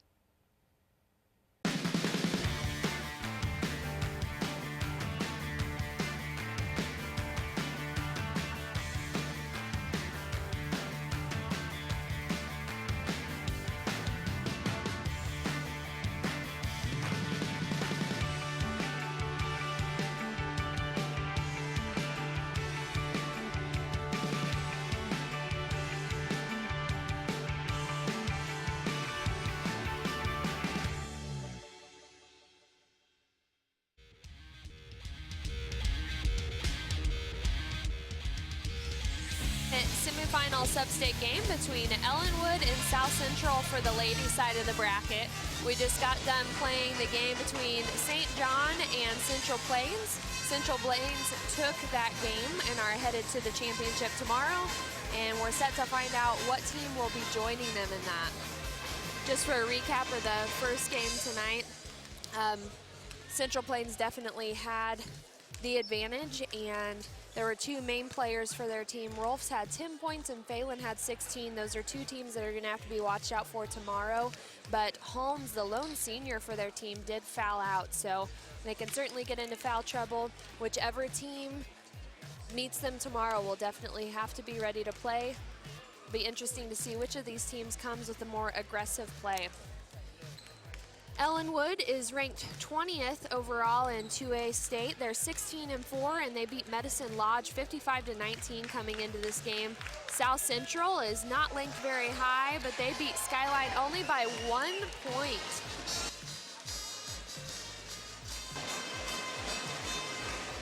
They are ranked, or their record is 16-5, so these are two very, very similar teams.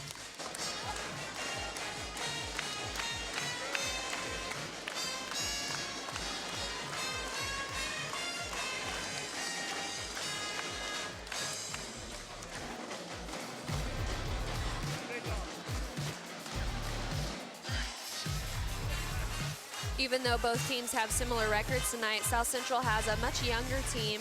Looks like Ellenwood has a junior and senior laden team with a few sophomore and freshmen, but they're probably coming in as the more experienced team of the two. Just a few seconds to game time. We're gonna send you over to the announcers then we'll be back for the game. Good evening. Welcome to Kiowa County High School for our second game of the 2A girls sub-state semifinals between the visiting team on the scoreboard, the South Central High School Lady Timberwolves, and the home team on the scoreboard, the Ellenwood High School Lady Eagles. As a reminder, this activity is primarily for the student participants and is played to provide a positive experience for those participants. This competition is conducted according to the rules of the Kansas State High School Athletic Association. Introducing our starting lineups. First, for the South Central High School Lady Timberwolves, number 5, a 5'10" sophomore, Haley Unruh. For the Lady Eagles, number 2, a 5'6" senior, Sophie Hayes. For the Lady Timberwolves, number 10, a 5'8" sophomore, Michaela Jellison. For the Lady Eagles, number 14, a 5'6" senior, Brooke Panning. For the Lady Timberwolves, number 11, a 5'4" freshman, Jessica Kissel. Number 15, for the Lady Eagles, a 5'8" junior, Rachel Dahl. For the Lady Timberwolves, number 21, a 5'5" sophomore, Reagan Bain. For the Lady Eagles, number 20, a 5'11" senior, Kelsey Ward. And for the Lady Timberwolves, number 23, a 5'9" senior, Kylie Harris.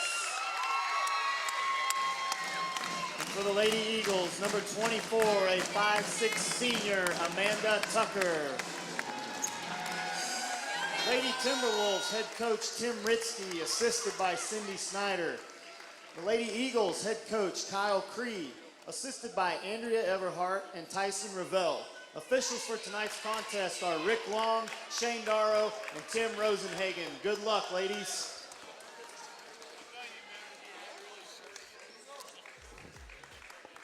Now that you've heard the lineups for this game, Ellenwood has got 4 seniors and just 1 junior coming into the starting lineup. And on the other side, South Central is only bringing 1 senior, 3 sophomores, and a freshman. So it's definitely a younger team. It'll be interesting to see how well they will match up, but certainly they can learn from this experience regardless of what happens. Well, we've got 2 different teams. Ellenwood has 3 strong leaders. They average 50 points per game and 30 rebounds, but South Central has steals. So it'll be interesting how they match up. Ellenwood, right off the bat, takes the ball. All the March 15th runs. And a steal from the get-go from South Central. And they have the first 2 points of the game. That was a nice read by Jessica Kissel, just a freshman for South Central. Sloppy play from Ellenwood, mishandling the ball, not trying to go get it. And a rebound from South Central. She heads out of bounds and it stays with Ellenwood.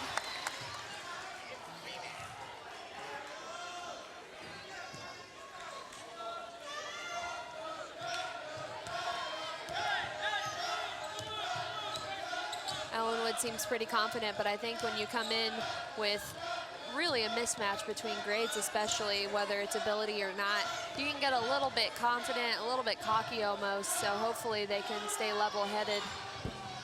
Way outside shot there from Rachel Dahl. Rebound from South Central. They try to push it up the floor. Last game, St. John's approach was to really slow the game down and be patient. South Central is attacking, and that's a 2-point basket from Haley Unruh, sophomore for South Central. She was the last person for South Central to come down with a tough rebound. She's really establishing herself as a tough player tonight. Well, and Ritzky has been coaching for a lot of years, and he demands a lot out of his players, expects them to play well technically and with aggression. So even though they're young, they've been taught how to play well. There's a block that time, and it's sent up the court for number 2, Sophie Hayes. Nice block from Rachel Dahl. You can tell that Ellenwood likes to push it. As soon as that ball was caught, Sophie was already down the court. Rachel and Sophie, 2 clear leaders for this team, averaging 12 and 11 points per game. They're comfortable in their play together as teammates, you can tell. The lone senior from South Central, Kylie Harris, trying to take it in the lane. I think she's used to having a little bit more luck inside. Quick foul there on Sophie Hayes.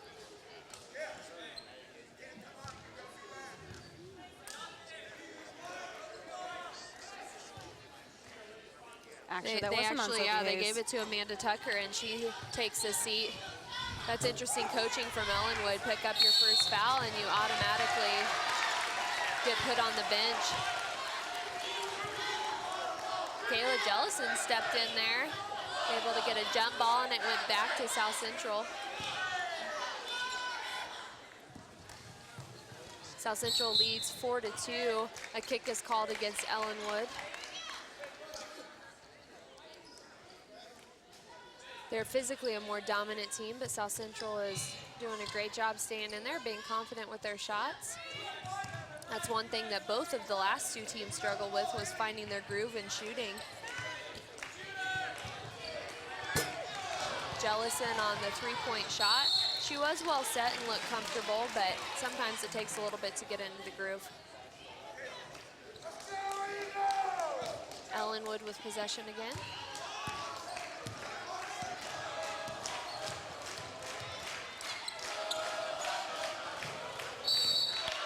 And a foul is called on Kylie Harris. She came from the back, tried to steal the ball, but didn't have position. A little over-aggressive there. I like the defensive strategy here, just fronting and getting a lot of support from the backside. If Kylie just would have been a little more patient, I think they would have been successful like they had the last couple times defending that.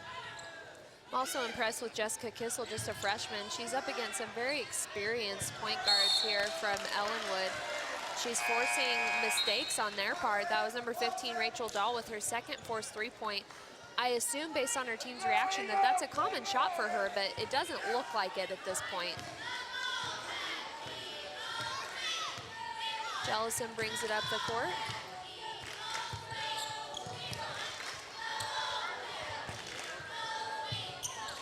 South Central set up in a flex offense against this man defense.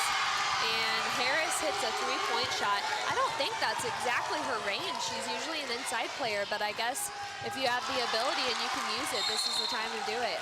I think before a lot of her knee injuries, she did shoot a little more outside She's kind of getting back into that rhythm, and that makes her a really deadly player. She has an inside and an outside game. Number 14, Brooke Panning, takes a seat. She's replaced in the game by number 11, Allison Panning. A little miscommunication on defense there by the Timberwolves.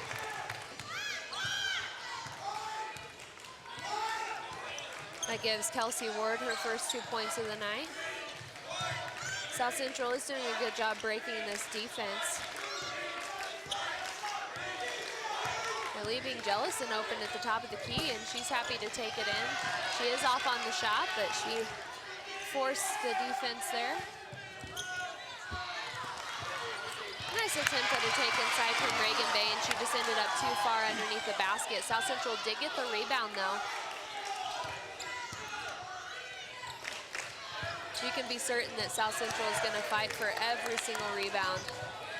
Timbers are going to have to learn, though, taking it inside might not be the key to winning this game. They're going to have to hit some mid-range jumpers and some outside shots to get something going here, because there are some big girls on the inside blocking a lot of shots. Exactly, and you can get it in, but then kick it right back out, try to get the defense off balance and have somebody open. Jellison is trying to take those outside shots. They're not falling right now, but as many rebounds as they're getting, I don't think she should stop shooting.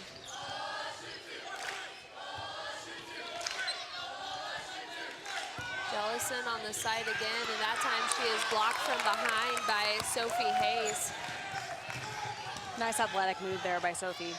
Rebound by Dahl, and she has a pull-up jumper. I think she's getting more into her groove right now. She missed those first 2 3-pointers. Hasn't quit shooting, though.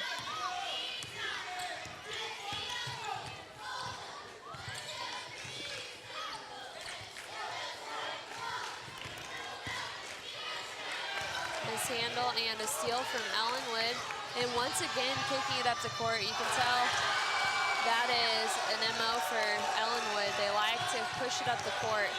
South Central does get possession back, though. They lead by 1 point, 7-6. 2:42 left in this first quarter. Pretty constant play here in this first quarter so far. These girls are probably going to be tired heading into the second quarter. A travel is called on Harris, but she did a good job getting clear around the baseline, back into the lane. I think that's one of those things where she was frustrated, didn't see a good option, and went for it. And you just got to go all the way or pass back out. She kind of got stuck under there. Ellenwood's bringing it up the floor. Trying to get a backside shot there. And a travel is called on Dahl. She's the lone junior for the starters of Ellenwood. Now 22, Ashton Snyder comes into the game.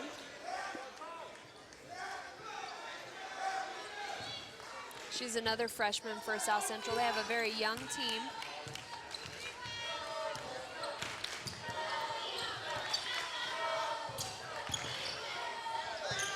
Pull-up jumper from Reagan Bain. I think her height's going to be an issue for her tonight. She usually plays inside more, and there's a lot of height against her tonight.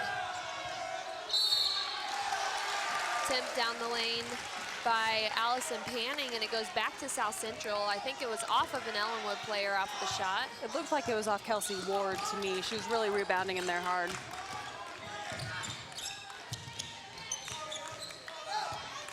Snyder with the ball out to Harris, and she takes a jumper from the top. You always wonder what athletes would be like if they didn't suffer injuries like Harris has so far. She's such an athlete. Beautiful take on the left-hand layup from Tawny Ard. This matchup tonight between Harris and Ward, I'm not sure if it's a great one. Ward seems to be more of a low post player. A steal and a very athletic left-hand layup from Dahl. She looked shaky at the first, but it's not the case anymore, and Ellenwood goes up 10-7.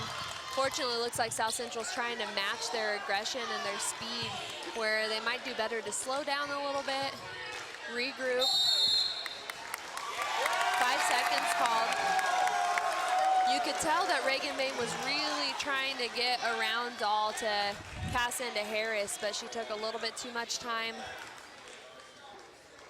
It's nice defense from Dahl.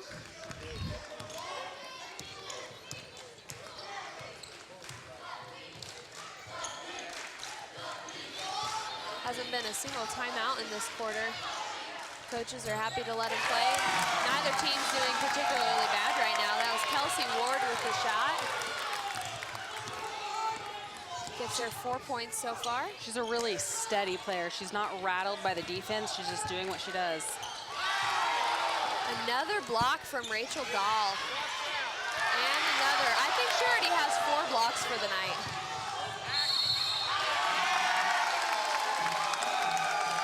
Foul from Jessica Kissel. She was able to keep the shot from happening, and that's going to put Sophie Hayes at the line. South Central tries to regroup in the middle of the lane for this shot.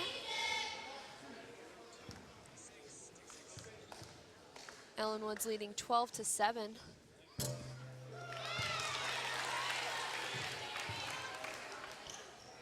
Abby Gales of South Central checks in the game.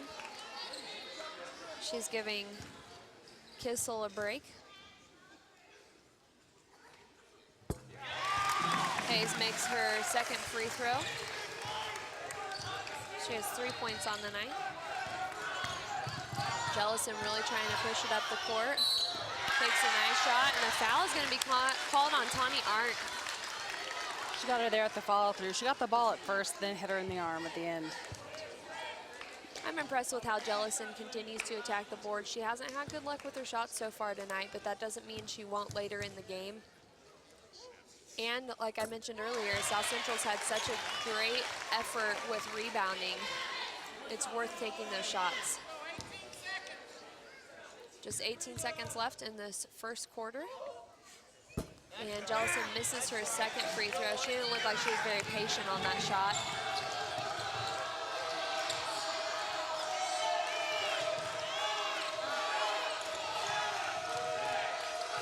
Ellenwood's going to look for just one shot. It is off the mark, and South Central will end up with it to end the first quarter. Ellenwood leads 13-8 at the end of this first quarter, and we will be back for the second quarter after this break.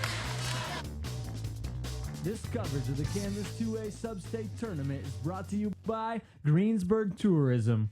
Come, experience the story.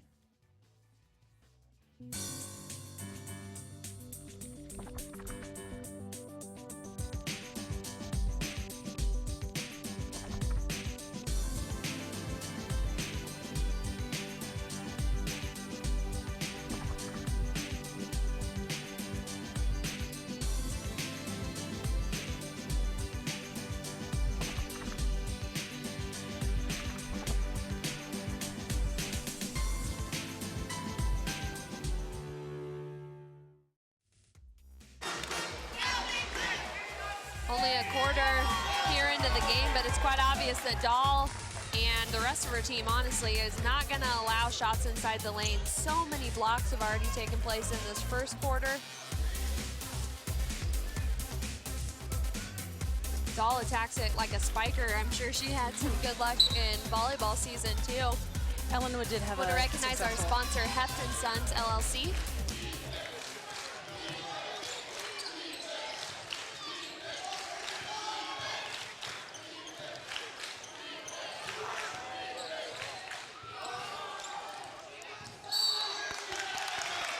Called off of Ellenwood.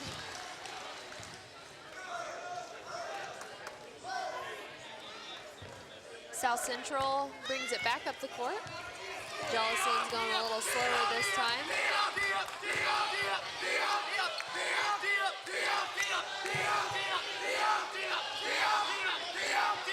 South Central is doing a nice job being patient. They're really going to their passes. Harris forced that three-point shot. It was very flat. Her feet weren't set. She was already running for the rebound after she let it go. Dahl once again with the three-point attempt up top. That surprises me that both this game and the previous game that coaches are allowing their players to come and just shoot a three immediately. I feel like you want to try to get a little bit more of a play going. Without knowing Ellenwood's game very well, it's hard to know if that's just how they get going, is quick offensive spurts. That's true. Mishandled pass for Ellenwood. It's through the hands of Hayes, pass from Panning.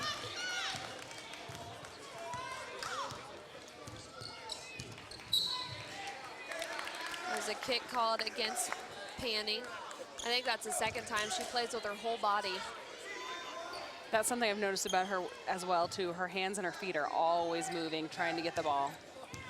Aspects of a great defender.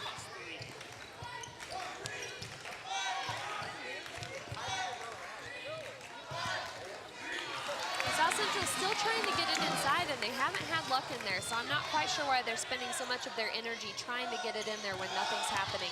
It appears they're running a flex-type offense, and that's really where you get shots out of flex, typically, is underneath. That's true. Kylie Harris fell to her knees. I think they were wanting a travel called on her, but South Central will still gain possession. Ritzky calls a timeout for South Central. They trail 8-13. I want to recognize our sponsor, Hefton Sons LLC. They do aggregate asphalt and concrete. We're hometown people and want to see Greensburg thrive. You can contact them at 620-723-2495 or at heftonsons@att.net. This is definitely an aggressive game from Ellenwood. You can tell that they like a high tempo, high momentum game. But the fouls are low. Both of these teams are playing clean basketball, even as they're playing really high intensity. It's a very fast-paced game. Both teams like to move the ball up and down the court. It's just seeing who's going to do that more successfully. And this pretty much matches the halftime score of the previous game, and we still have 6:27 to play in this half. So there's definitely more points being scored in this game than the previous. Bain is still trying to score against Dahl, and I can't imagine it happening.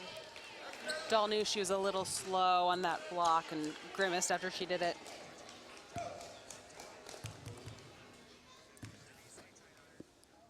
Bain is now on the line, and she misses her first free throw.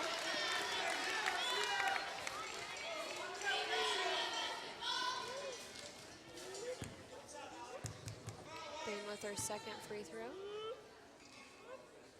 And it's off too. You can tell on her free throw she contracted her arm a little bit too quickly. That doesn't allow for a good movement on the ball. Nice defense from Abby Gales.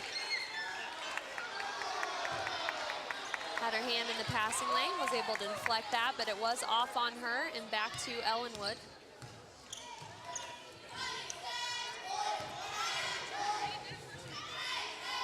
South Central starting to show a little bit of fatigue. They aren't quite as aggressive as they were starting out the game. They have a lot of game left to play though. And a foul is called against Gales. You can tell she wanted to go after the ball, but the ball was caught and she made contact. That's her first foul, but Kissel checks back in for her.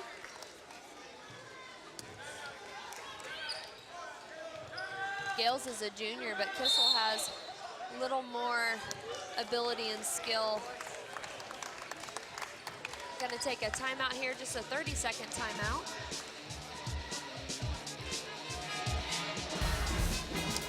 I want to recognize Main Street Pharmacy, your hometown service close to home. They have Women's Health Care Center and Compounding Pharmacy. Proud supporter of South Central Timberwolves. Check out the gift store. It's worth the drive. Doctors Tony and Lisa Gales. Your ticket to an athletic event is a privilege to watch students learn on the playing court. Unruly behavior is unacceptable in the classroom, and the sports net is a classroom. Good sportsmanship is a lesson to be learned by players and spectators. Remember, sportsmanship provides the human touch. The Kansas State High School Athletics Association and the Kiowa County Media Center encourages you to make sportsmanship a primary concern as you support your chosen team. Ellenwood has the ball once again. Now they move Harris to the top of their defense. I think they were trying something new out, and it didn't quite work along with what they were hoping. Kelsey Ward gets a pass and a quick bucket.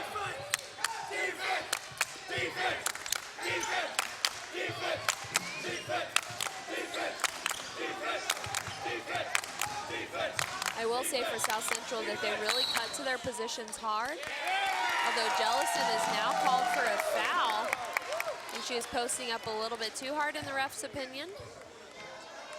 Well, again, the officials looking for displacement, and they felt like she was moving the Ellenwood player around the floor, and you've got to learn to stop that or at least let go just for a little bit before you reposition yourself. That is her second foul, though. You don't want to pick up a third in the first half when you're such a main player like Jellison. She's such an important ball handler, and they really need her in the game. Especially with her height, that's a benefit for them. There's a pass down low to Allison Panning. Tremendous pass there by Ward. To see the open player that close to the basket. Another travel called on Harris. I'm not sure what she's doing to draw these travels, but she needs to figure it out because it's 2 times she's made a really hard cut to the basket and been called for it. Sometimes when you're such an important player on the team, you do a little too much just trying to score and help your team out. South Central's being eaten alive right now, down low by Kelsey Ward. And the timeout is called from South Central.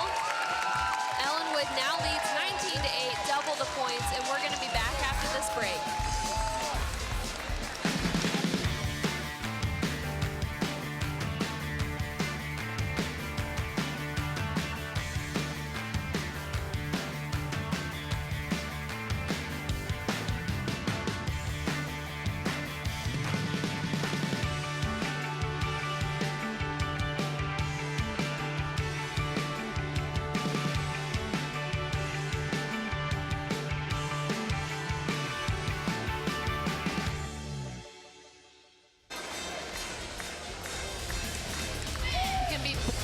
Part of the crew for the Media Center, the camera operators, video technicians, graphic operators, and audio engineers. Contact Grant Newhold at 723-1117. The Kiowa County Media Center would like to thank Greensburg Tourism for their support of tonight's broadcast. For more info, visit greensburgks.org or call the Bigwell Museum and Visitor Info Center at 723-4102. Come experience the story in Greensburg. Another block by Dahl.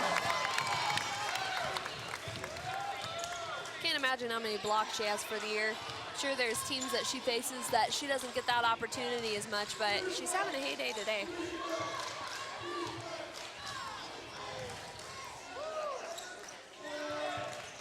South Central quickly went back to the defense they had set up, and they need their height down low to prevent those posts from scoring.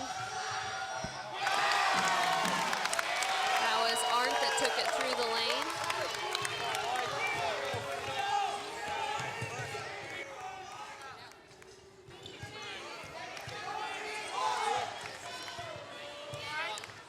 I'm not sure where Harris was aiming at that time. She was trying to go to the corner. I think more than anything, she's just flustered. As a senior, we've seen her play quite a bit, especially being in the same league with Kiowa County, and when she gets flustered, she starts making mistakes, so she needs to calm down. She really is a great player, and her team needs her just to kind of recompose, get some composure, and get going. It was a nice pass from Sophie Hayes. She barely caught it, saw where she wanted to pass it again. A foul's called underneath by Delaney Beckwith, junior for Ellenwood. She got called for pushing under the basket.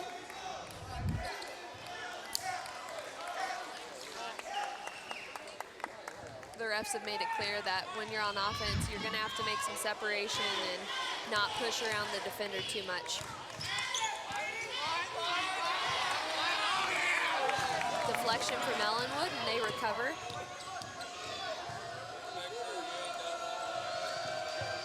Ellenwood moves the ball so fluidly and quickly. It's like they already know where their teammate is going to be, what they're going to do. That puts Sophie Hayes on the line.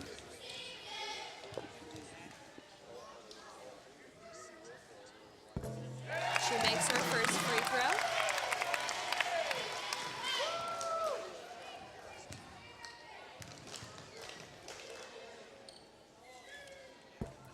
It's going to be quite a game tomorrow, regardless of which of these teams is going to be taking on Central Plains.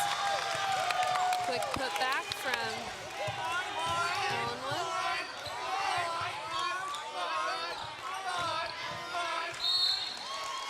And called out on Ellenwood. It will remain South Central's ball into their own basket. Ellenwood keeps pulling away with that lead, though. You really wouldn't know it if you're just watching the game. You wouldn't think that there was this much of a difference, 24-8, but Ellenwood just keeps matching almost 2 points for every one that South Central gets. Foul's going to be called against Ellenwood. Ellenwood only averaging 4 blocks per game, so it's very surprising to see Dahl having at least 5 all on her own tonight. Yeah, more than that in the first quarter. You wonder what South Central's doing to allow them to have such luck. South Central does find the 2-point bucket. It's Kylie Harris making the connection. With the athletic ability of Ellenwood and having 4 losses on the year, you wonder how many teams in a higher A seed that they've played this year. Maybe they've played against some teams from, 3A, 4A in their area, and that's given them their losses. A lot of subs in the game for Ellenwood. We're looking up statistics. Rachel Dahl only averages 1.1 blocks a game. I'm not sure what she ate today, but she should probably keep it up for the rest of basketball this year. Interesting foul called against Kelsey Ward. She didn't appear to be pushing much, and her hands were straight up, but she was still called for the foul. Yeah, I can see the ref showing the coach. She just brought down her arms just a little bit. Bain misses her first free throw attempt.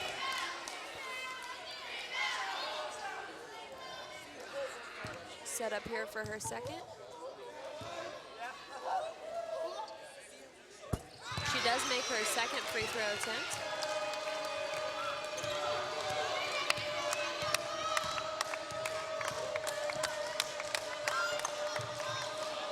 With so much seniority on this team, you can tell that these Ellenwood girls have played together for a long time. This is also a successful volleyball team, so you can see the playing together has translated to their basketball.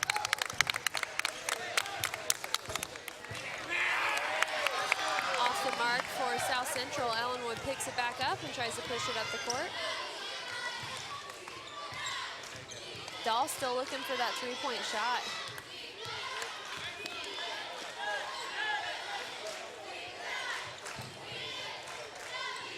Dahl sends it back up top. Normally Dahl has a 33% three-point percentage, but tonight she's just not connecting. The nice take to the left side by Brooke Panning. She was able to find the opening, make the layup.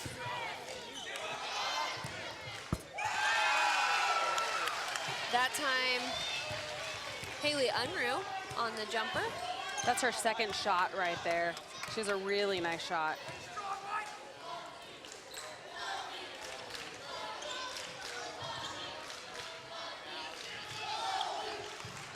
Inside to Ward, and she is in a nice bank in. She has so much height and just size in general compared to South Central's entire team that she's able to make a little bit of room for herself. She can take advantage of that this game. Sometimes team can match her, but not today. That's going to be a travel on here as she started out from an upright position, ended up on the ground. A travel is called. She's had several hard falls to the ground tonight. Her body cannot be feeling good at this point. And she's got to be careful with that because they play again quickly in 2 days, and not like you need to hold back because otherwise your season's over, and really her season would be over if she loses this, so she's probably playing more aggressively than she even usually does. Just 13 seconds left in this first half. Ellenwood just about attempting to extend their lead, but they lead 28-13. South Central's going to try to get another shot in before the half, and it is off the mark. We're going to go into halftime 28-13. Ellenwood with the lead. This is Kiowa County Media Center Sports, and we'll be back with the second half.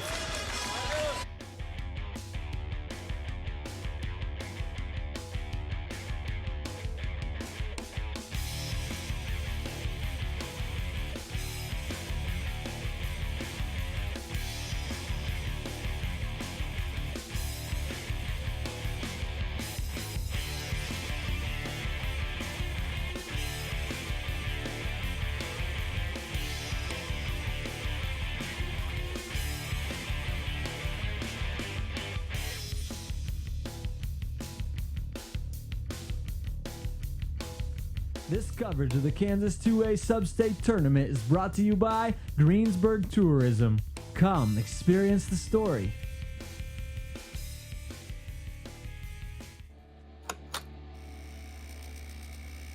Welcome to the Twilight Theater, the crown jewel of entertainment in Southwest Kansas. Unlike anything of its kind, the Twilight Theater and Community Auditorium will be able to host live musical entertainment such as bands, solo artists, and even classical orchestras. Theatrical plays and musicals will have a great venue full of professional lighting and its own concert sound system, like no other theater in rural America. Authors, poets, magicians, motivational speakers, and relationship experts will look at this theater and see a huge opportunity to seek new audiences in a great location. Why would professional acts like these come to Southwest Kansas? Being built in the 21st century allows the Twilight Theater and Community Auditorium to have capabilities unlike any other venue within hundreds of miles, making it a great destination. A partnership with the Kiowa County Media Center facilitates the transformation of a local performance into an internet program streamed to audiences around the world. It is rare for a venue to offer acts the option of live programming, which gives rise to reaching beyond a live audience and drives growth for a larger fan base. This feature is an added enticement along with the high-quality facility of the Twilight Theater. You'll hear the crowd roar as we cheer on favorite teams in a Super Bowl, Final Four championship, or even our own Maverick sporting events. The sounds, crowd, and smell of hot dogs and popcorn will give the feel of a live atmosphere. You can also rent the facility for your own event or private party.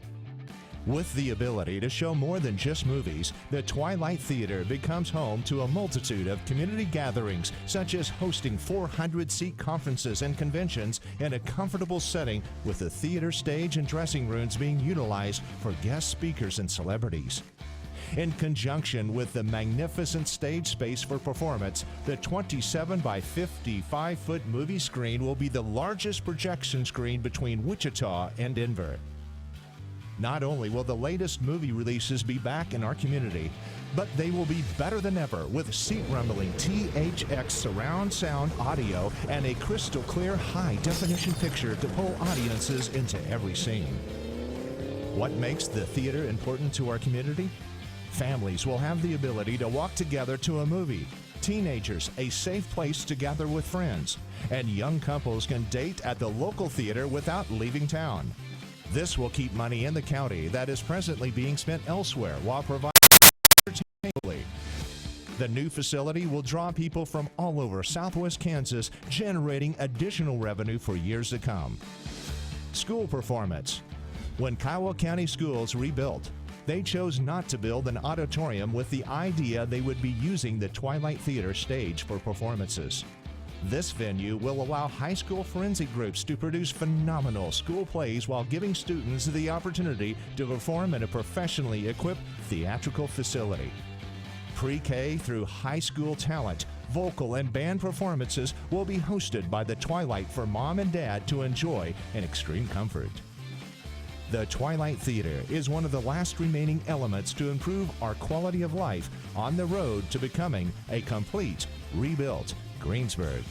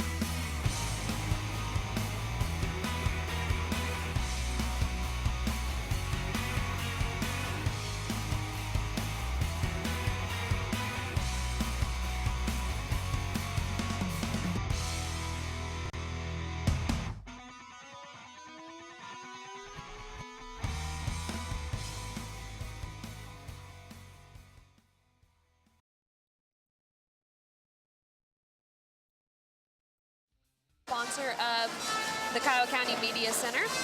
They are in Buckland, Greensburg, Ness City, and Pratt.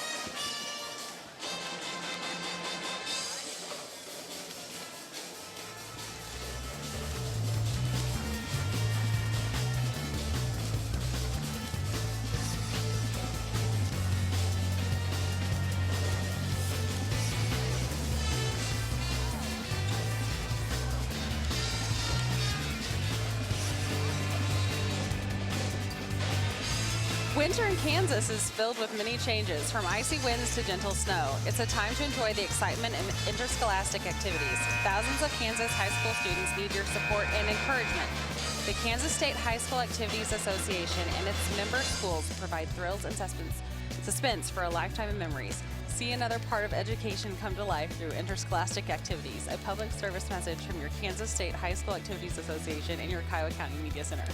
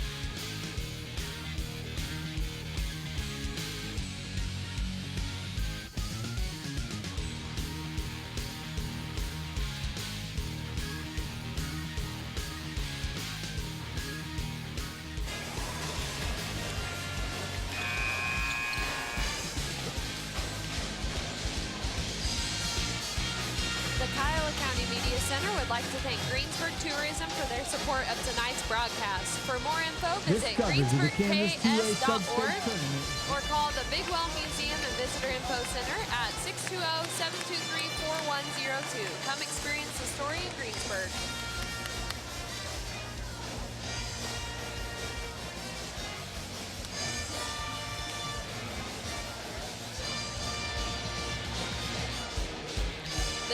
This time, kind of like Ellenwood was ready for the second quarter, South Central is out and ready with seconds to spare here.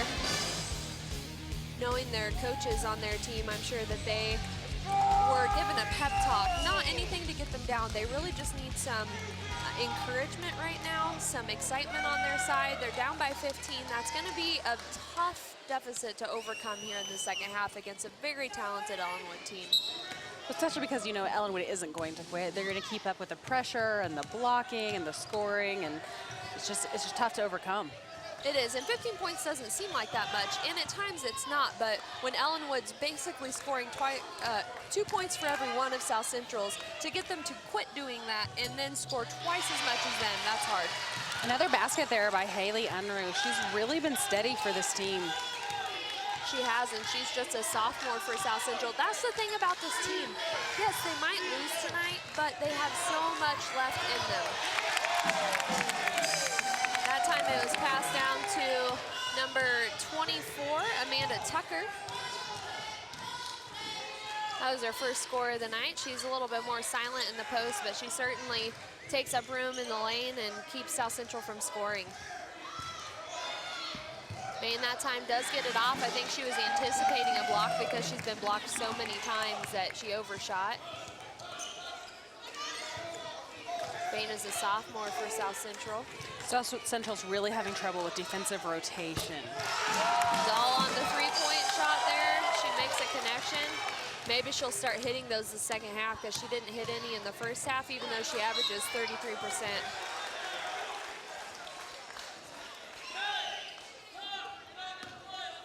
Attempted save from Dahl, and South Central continues their possession.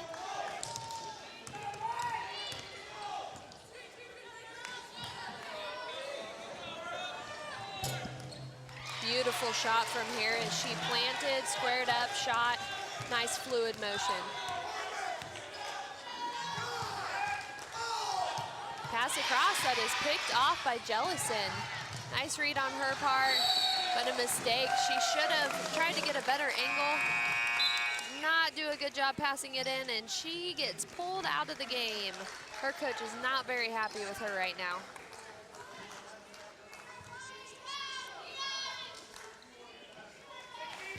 He is very loudly talking to her from That's the what I was bench. going to say. You usually can't hear much with these headsets on, but you could just about hear what he was saying. Pass across back to Dahl. That's bad news for South Central. 6 points, 2 possessions in a row for Dahl on the three-point line. They're letting her get set up on the outside. She can catch and compose herself and then shoot, and a lot of people are going to make shots like that, and someone as skilled as Dahl is just going to hit it every time. She is, but she missed at least 3 in the first half, so it wasn't a threat yet. Yeah. So now that it is a threat, I'm sure that South Central will try to reposition and guard it, or they should. I feel like in the first half, Dahl was forcing those three-pointers a little more. Nice job by Ellen Woods. Sophie Hayes, she came from backside of South Central, was able to tip it away but not save it. Hayes has such a nice read on steals, so she gets up the court. That time she passed it in to Ward, but it was off the mark. It goes to South Central now. Kelsey Ward is just in the right space, right time. That's definite advantage for her with her height. She's probably been tall as long as she's been playing sports, so to learn how to find that lane, get to the block, be available for those who are pushing it up the court, that's a good skill. Ward with the rebound. She passes it back out to Panning, and Ellenwood brings it back up. They've actually expanded their lead some now. That was a travel there before she passed it off, but a jump ball, and it will stay with Ellenwood.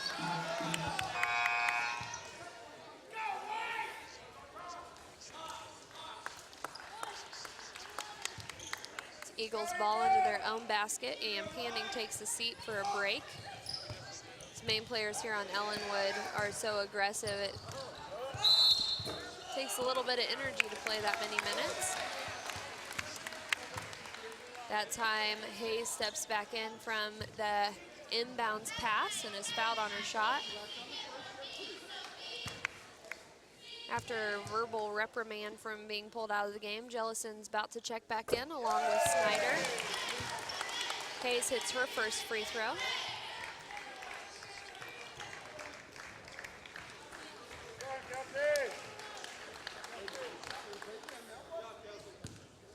.443 left in this quarter. And she makes her second free throw as well. It's interesting because she kind of shoots with both hands. Both of her hands follow through. She has 6 points on the night. Definitely not a clean shot. The ball's a little dead.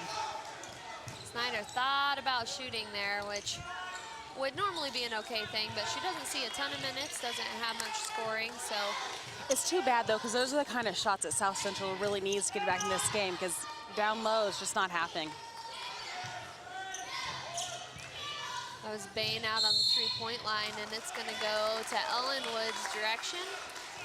Bain really rocked that shot from her hip, kind of forcing it. I think she's so used to being guarded this game that anytime she can get open, she'll take advantage. Dahl again on the three-point line. That time she was better guarded, had 2 defenders coming at her. Hayes mishandled the ball. She's basically dribbling it out right in front of the defender.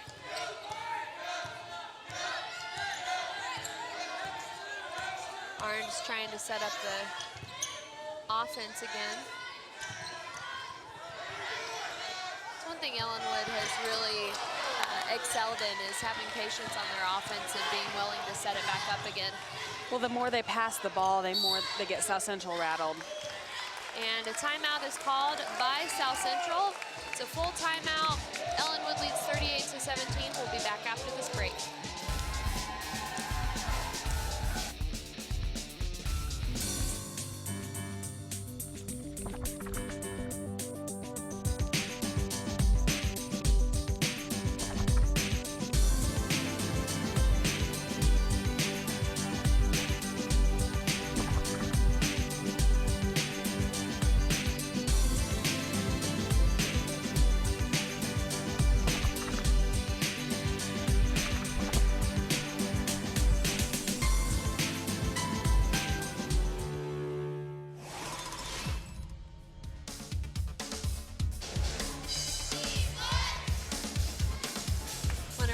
Our sponsor, Centerra Bank.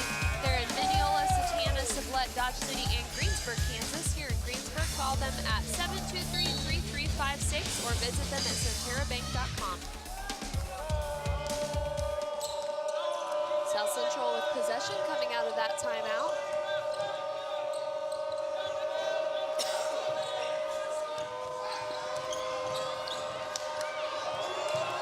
Jellison mishandles it. She stays with it, but Arndt gets her out of position. You can tell she's pretty frustrated.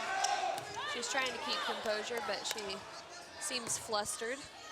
She is just a sophomore. She has some experience, but still pretty young to be playing against so many seniors. And she's really done a pretty nice job. She's made some errors, but she's handling the ball pretty well. And there's a benefit to having that tall of a point guard. She's 5'8", which usually point guards are a little bit shorter than that, so she has a different perspective as point guard. A lot of turnovers tonight, though, from South Central.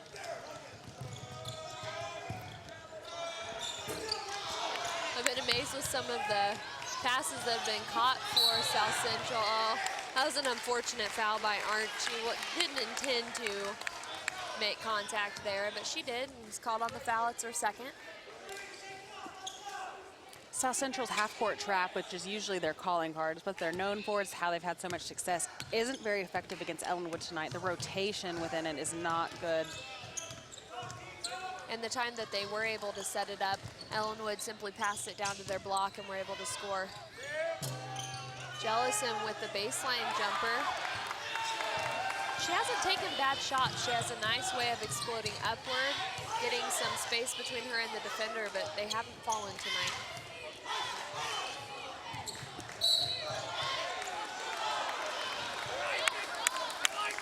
Foul called against South Central on that. I thought maybe they would consider an offensive foul with a push-off from the arm, but the foul is called on Jessica Kissel. That is her third foul. It's hard to decide who initiated the contact because there's a lot from both teams. Poor defense by South Central. They just didn't get back in time. Allison Panning was waiting on the backside.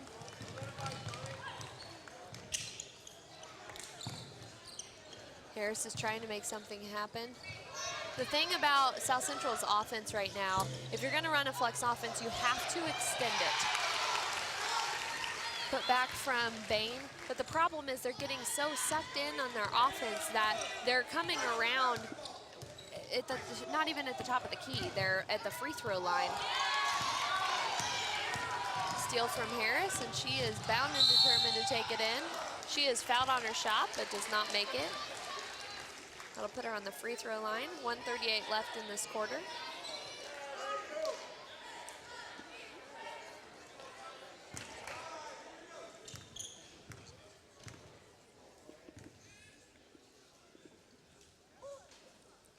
Harris makes her first shot.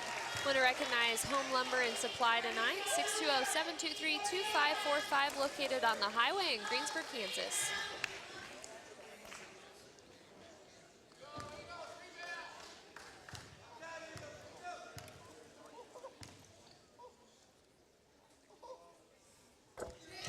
Harris does make her second shot.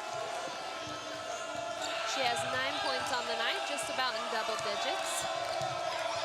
Nearly half of her team's points. A timeout is called for Ellenwood. His team was getting in trouble. Just a 30-second timeout.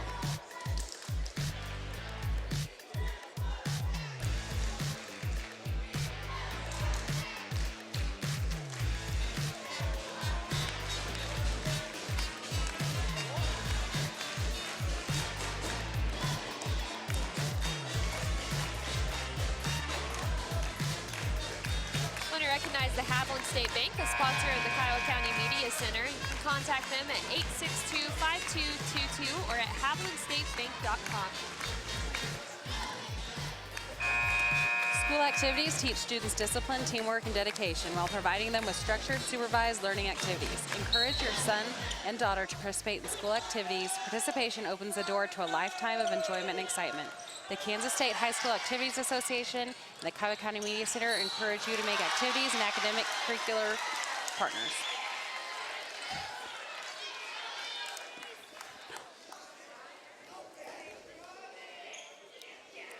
Great steal and shot attempt by Bain.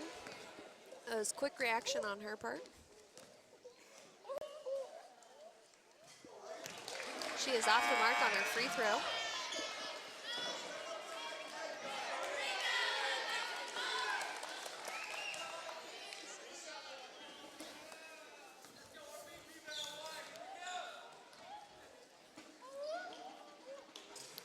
She makes her second free throw.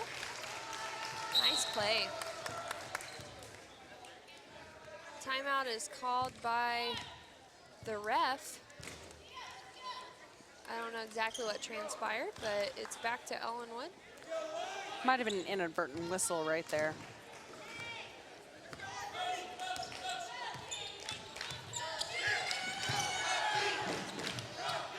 It was a unexpected stop up top by Dahl. She hasn't had that happen a lot this game. After those first two three-pointers of the night, she's kind of backed off, or of the second half, she's kind of backed off that three-point shot. It's better defended now. Another foul from Kylie Harris. South Central really has stepped up their defensive pressure. There's a lot of fight left in this team.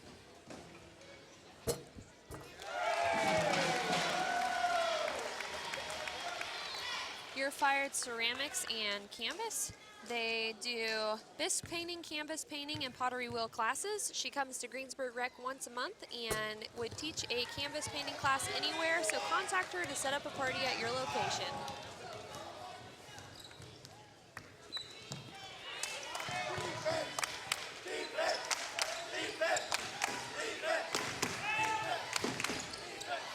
Baseline take from Bain.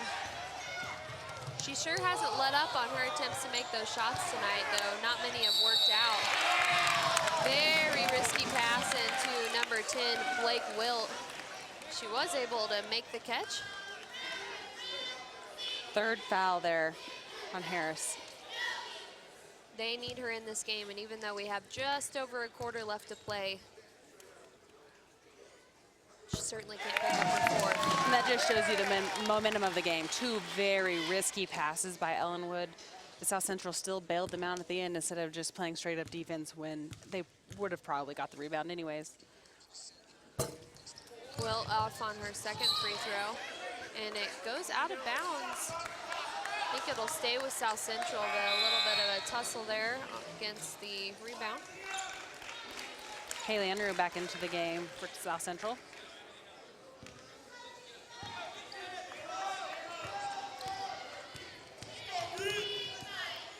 Hilsel's working it up the court. Though she's young, she does handle the ball really well.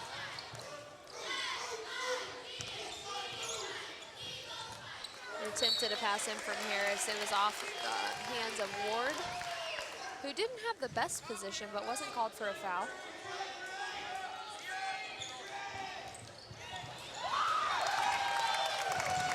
Steal from Brooke Panning. Oh, that was a look inside from Sophie Hayes. She had an open defender, but as soon as she jumped, that opportunity closed, and she had to come back down with the ball.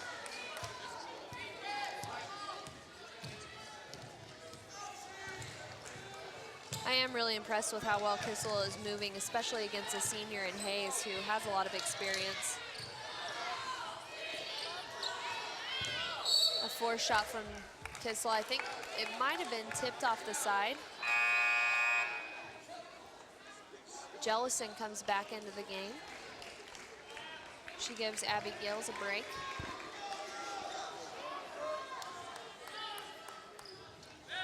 Just 1 second left in this quarter. That was a nice attempt from Brooke Panning to get it up the court. We are going to head into the fourth quarter, 42-22, Ellenwood leading, and we'll be back after this break. This coverage of the Kansas 2A Sub-State Tournament is brought to you by Greensburg Tourism. Come experience the story. ITC operates, builds, and maintains the electric transmission infrastructure. We are working hard to improve electric reliability and increase electric transmission capacity throughout our operations across the Midwest. ITC, we're your energy superhighway.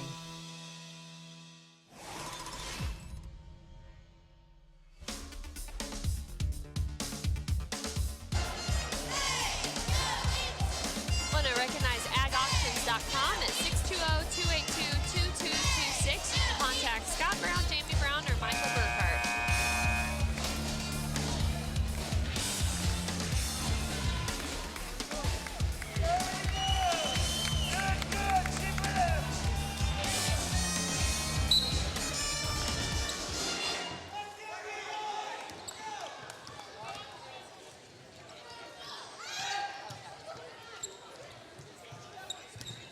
Ellenwood with possession, trying to keep the ball movement going. Done an outstanding job with their passing tonight. Hand check was called. That was a very quick call against Jellison. Gives her her third foul. Both Jellison and Harris being in foul trouble is not what South Central wants to have happen, even if it's a 20-point game.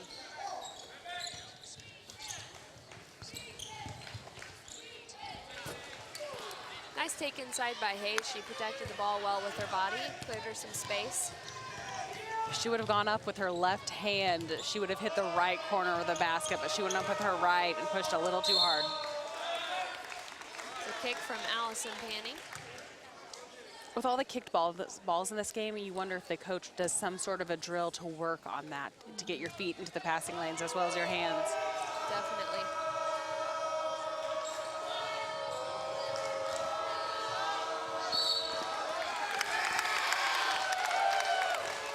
The travel is called against South Central. It heads back to Ellenwood.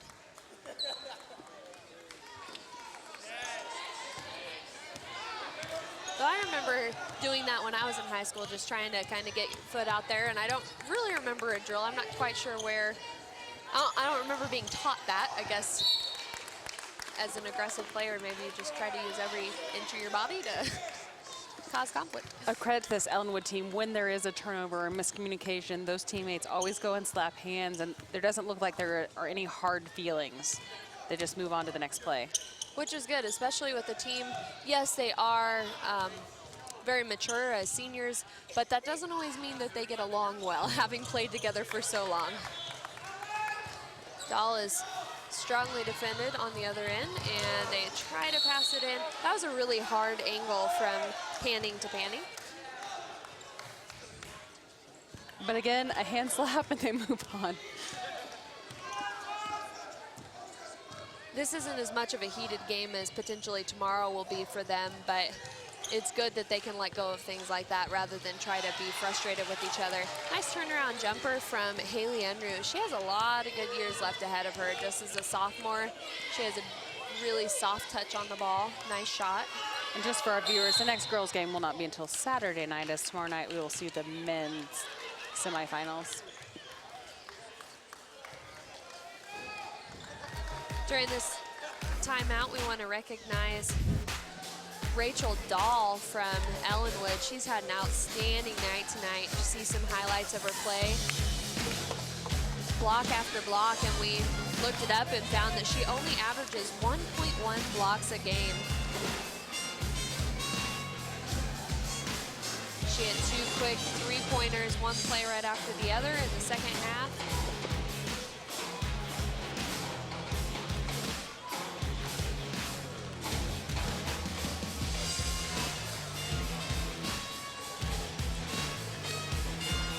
As one of the lone juniors on the floor, she really has an outstanding ability to pass, to block, to shoot. I want to recognize Brown Auction and Real Estate. contact them at 723-2111, located on the highway in Greensburg, Kansas.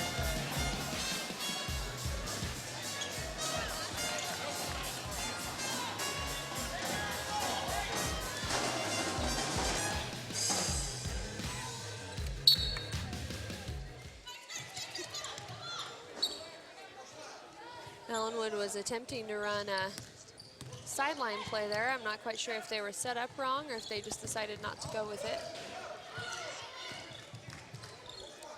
Nice defensive stop there by South Central. Just realized that Allison Panning, number 11 for Ellenwood, is just a freshman. She plays much more mature than that. I assume she maybe was a junior, just a freshman. Arndt comes in to give Dahl a break. She played a lot of minutes very aggressively tonight. Under 6 minutes left to play in this game. Ellenwood's leading 42-24.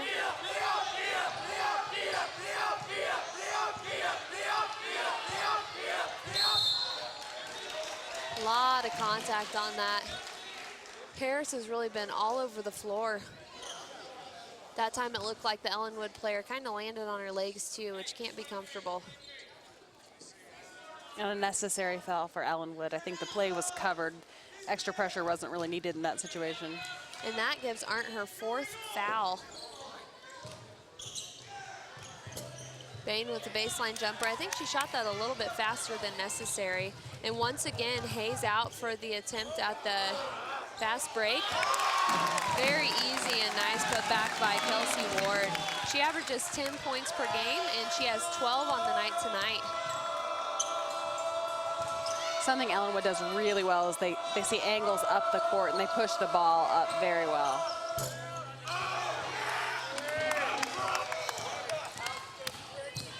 Flew in for a rebound there for Brooke Panning.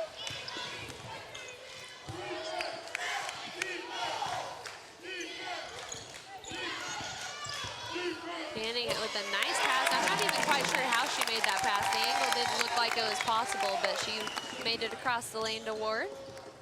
Ward's just in good position most of the time. She's just quietly working to get there.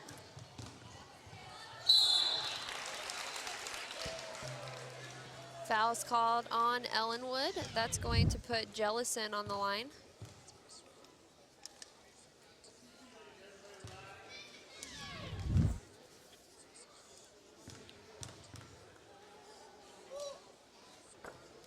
Jellison makes her first free throw.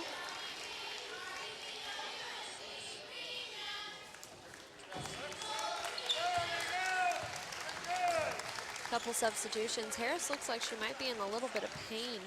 Her left arm she's holding. She does have that shoulder taped quite severely. She's really struggling, almost looks like she's in tears over on the bench. You have to think that she's probably thinking about her high school basketball career coming to an end pretty soon here. She's one of the only seniors on this South Central team.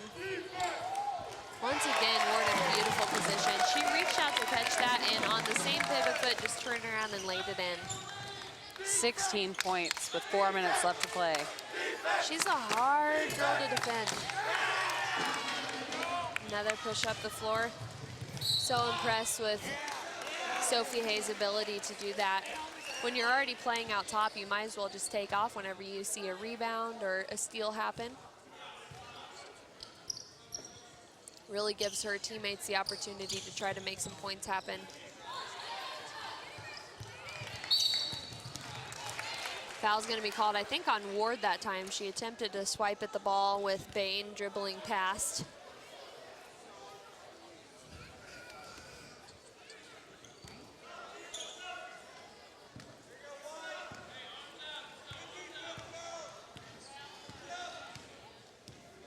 Kissel's bringing it up the floor.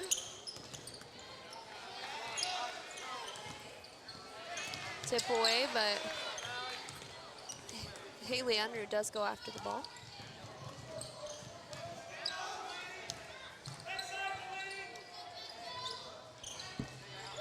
Bit of a forced outside shot by Kissel and a pickup by Ellenwood. Ellenwood has a really nice rotating 1-3-1 defense. And they do not give up. That's for sure. They really do seem to be good sports, helping each other up, even after they've been very aggressive after the ball. Both teams really have been good sports all night. That's the kind of basketball you want to see. Just about 3 minutes left to play in this game.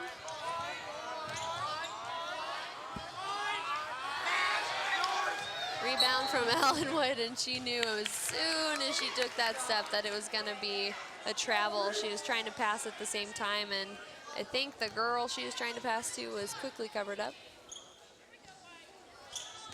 That's a really tough thing about sub-state play is every single game means that somebody's season and probably high school career is over. Kelsey Ward just forced that turnover there by South Central. I'm not even sure how Sophie Hayes just pulled that off. She wasn't even looking where she was going. She was watching the defense out of the side of her eyes there to know when to jump stop and take a second before she shot. She's a fun player to watch. She has 8 points for the night. Rebound from Haley Unruh. She got her own rebound there. She's fouled on the putback. I think right now we're really just seeing what experience can do for a team. South Central is a very talented team with a lot of potential for future years, but Ellenwood's kind of got those things figured out now with a lot of juniors and seniors. Yeah, it would have been interesting to see what this Ellenwood team was like 2 years ago, maybe even playing this team. Not possible, but for every team that's experienced, they had to get through something to become experienced. I think that Ellenwood might be subbing out their main players.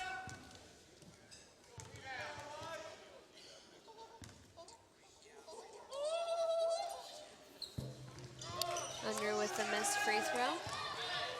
Rebound from Delaney Beckwith. She kicks it out. I'm impressed with Arndt and Dahl's ability to bring the ball up the floor. It's nice to have two options.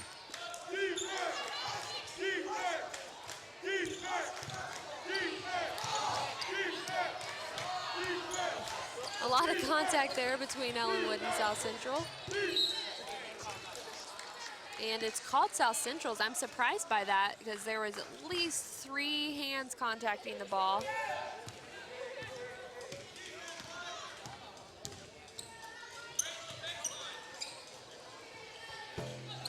It's a really nice shot from Bain from the baseline. When she makes those shots, she actually extends her arm. I think she's so afraid of being blocked at other times that she shortens her own shot and it makes it off. She seemed a little settled within that. She has a pretty shot. She just needs to be comfortable with it. Tell Beckwith's getting a little bit frustrated under the basket. Last time down the court, she seemed to think that it was off on South Central. This time, got tied up. You can see in the replay, and this rebound was a jump ball.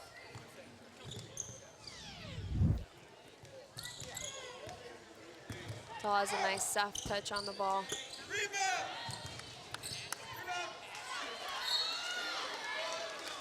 I think that was called off on South Central, but I think it could have gone either way. Or off on Ellenwood, pardon. And the substitutions have taken place. Ellenwood has mostly their bench in the game, several substitutions. And unfortunately, Harris from South Central looks like she might stay on the bench for the night. Has an injury to her arm. And South Central does get another 2 points. Only 1:23 left in the game. Still down by 20.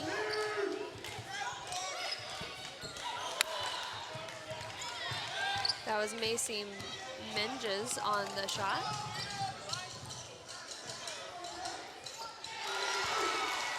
Nice shot from Jessica Kissel. You wish that they would have been trying some of these soft shots earlier in the game rather than the hurried shots that weren't on the mark. We thought early they were going to need some mid-range play, and they just didn't really get any. A lot of contact in this last minute of play. I think South Central is trying to make anything work for them right now. You want to fight for every second of your season. And they certainly have. Both teams, this team and St. John, it's unfortunate that teams have to end their play, but I understand that's how it works. Both teams have had a great season, a lot of experience. I want to recognize Heft & Sons LLC. They do aggregate, asphalt, and concrete. We're hometown people and want to see Greensburg thrive. 723-2495. Just 22 seconds left, and the Kiowa County Media Center would like to thank Greensburg Tourism for their support of tonight's broadcast. For more info, visit greensburgchaos.org or call the Big Well Museum and Visitor Info at 723-4102. Come experience the story in Greensburg. As Ellenwood heads back down. We have one last shot attempt. It was off the mark. That means that in 2 days' time, we'll see Ellenwood meet Central Plains in the Sub-State Championship game. That will be played at 6 o'clock on Saturday. But join us again tomorrow night starting at 6 o'clock for the 2 boys' games in the Sub-State semifinal. This is Kiowa County Media Center Sports.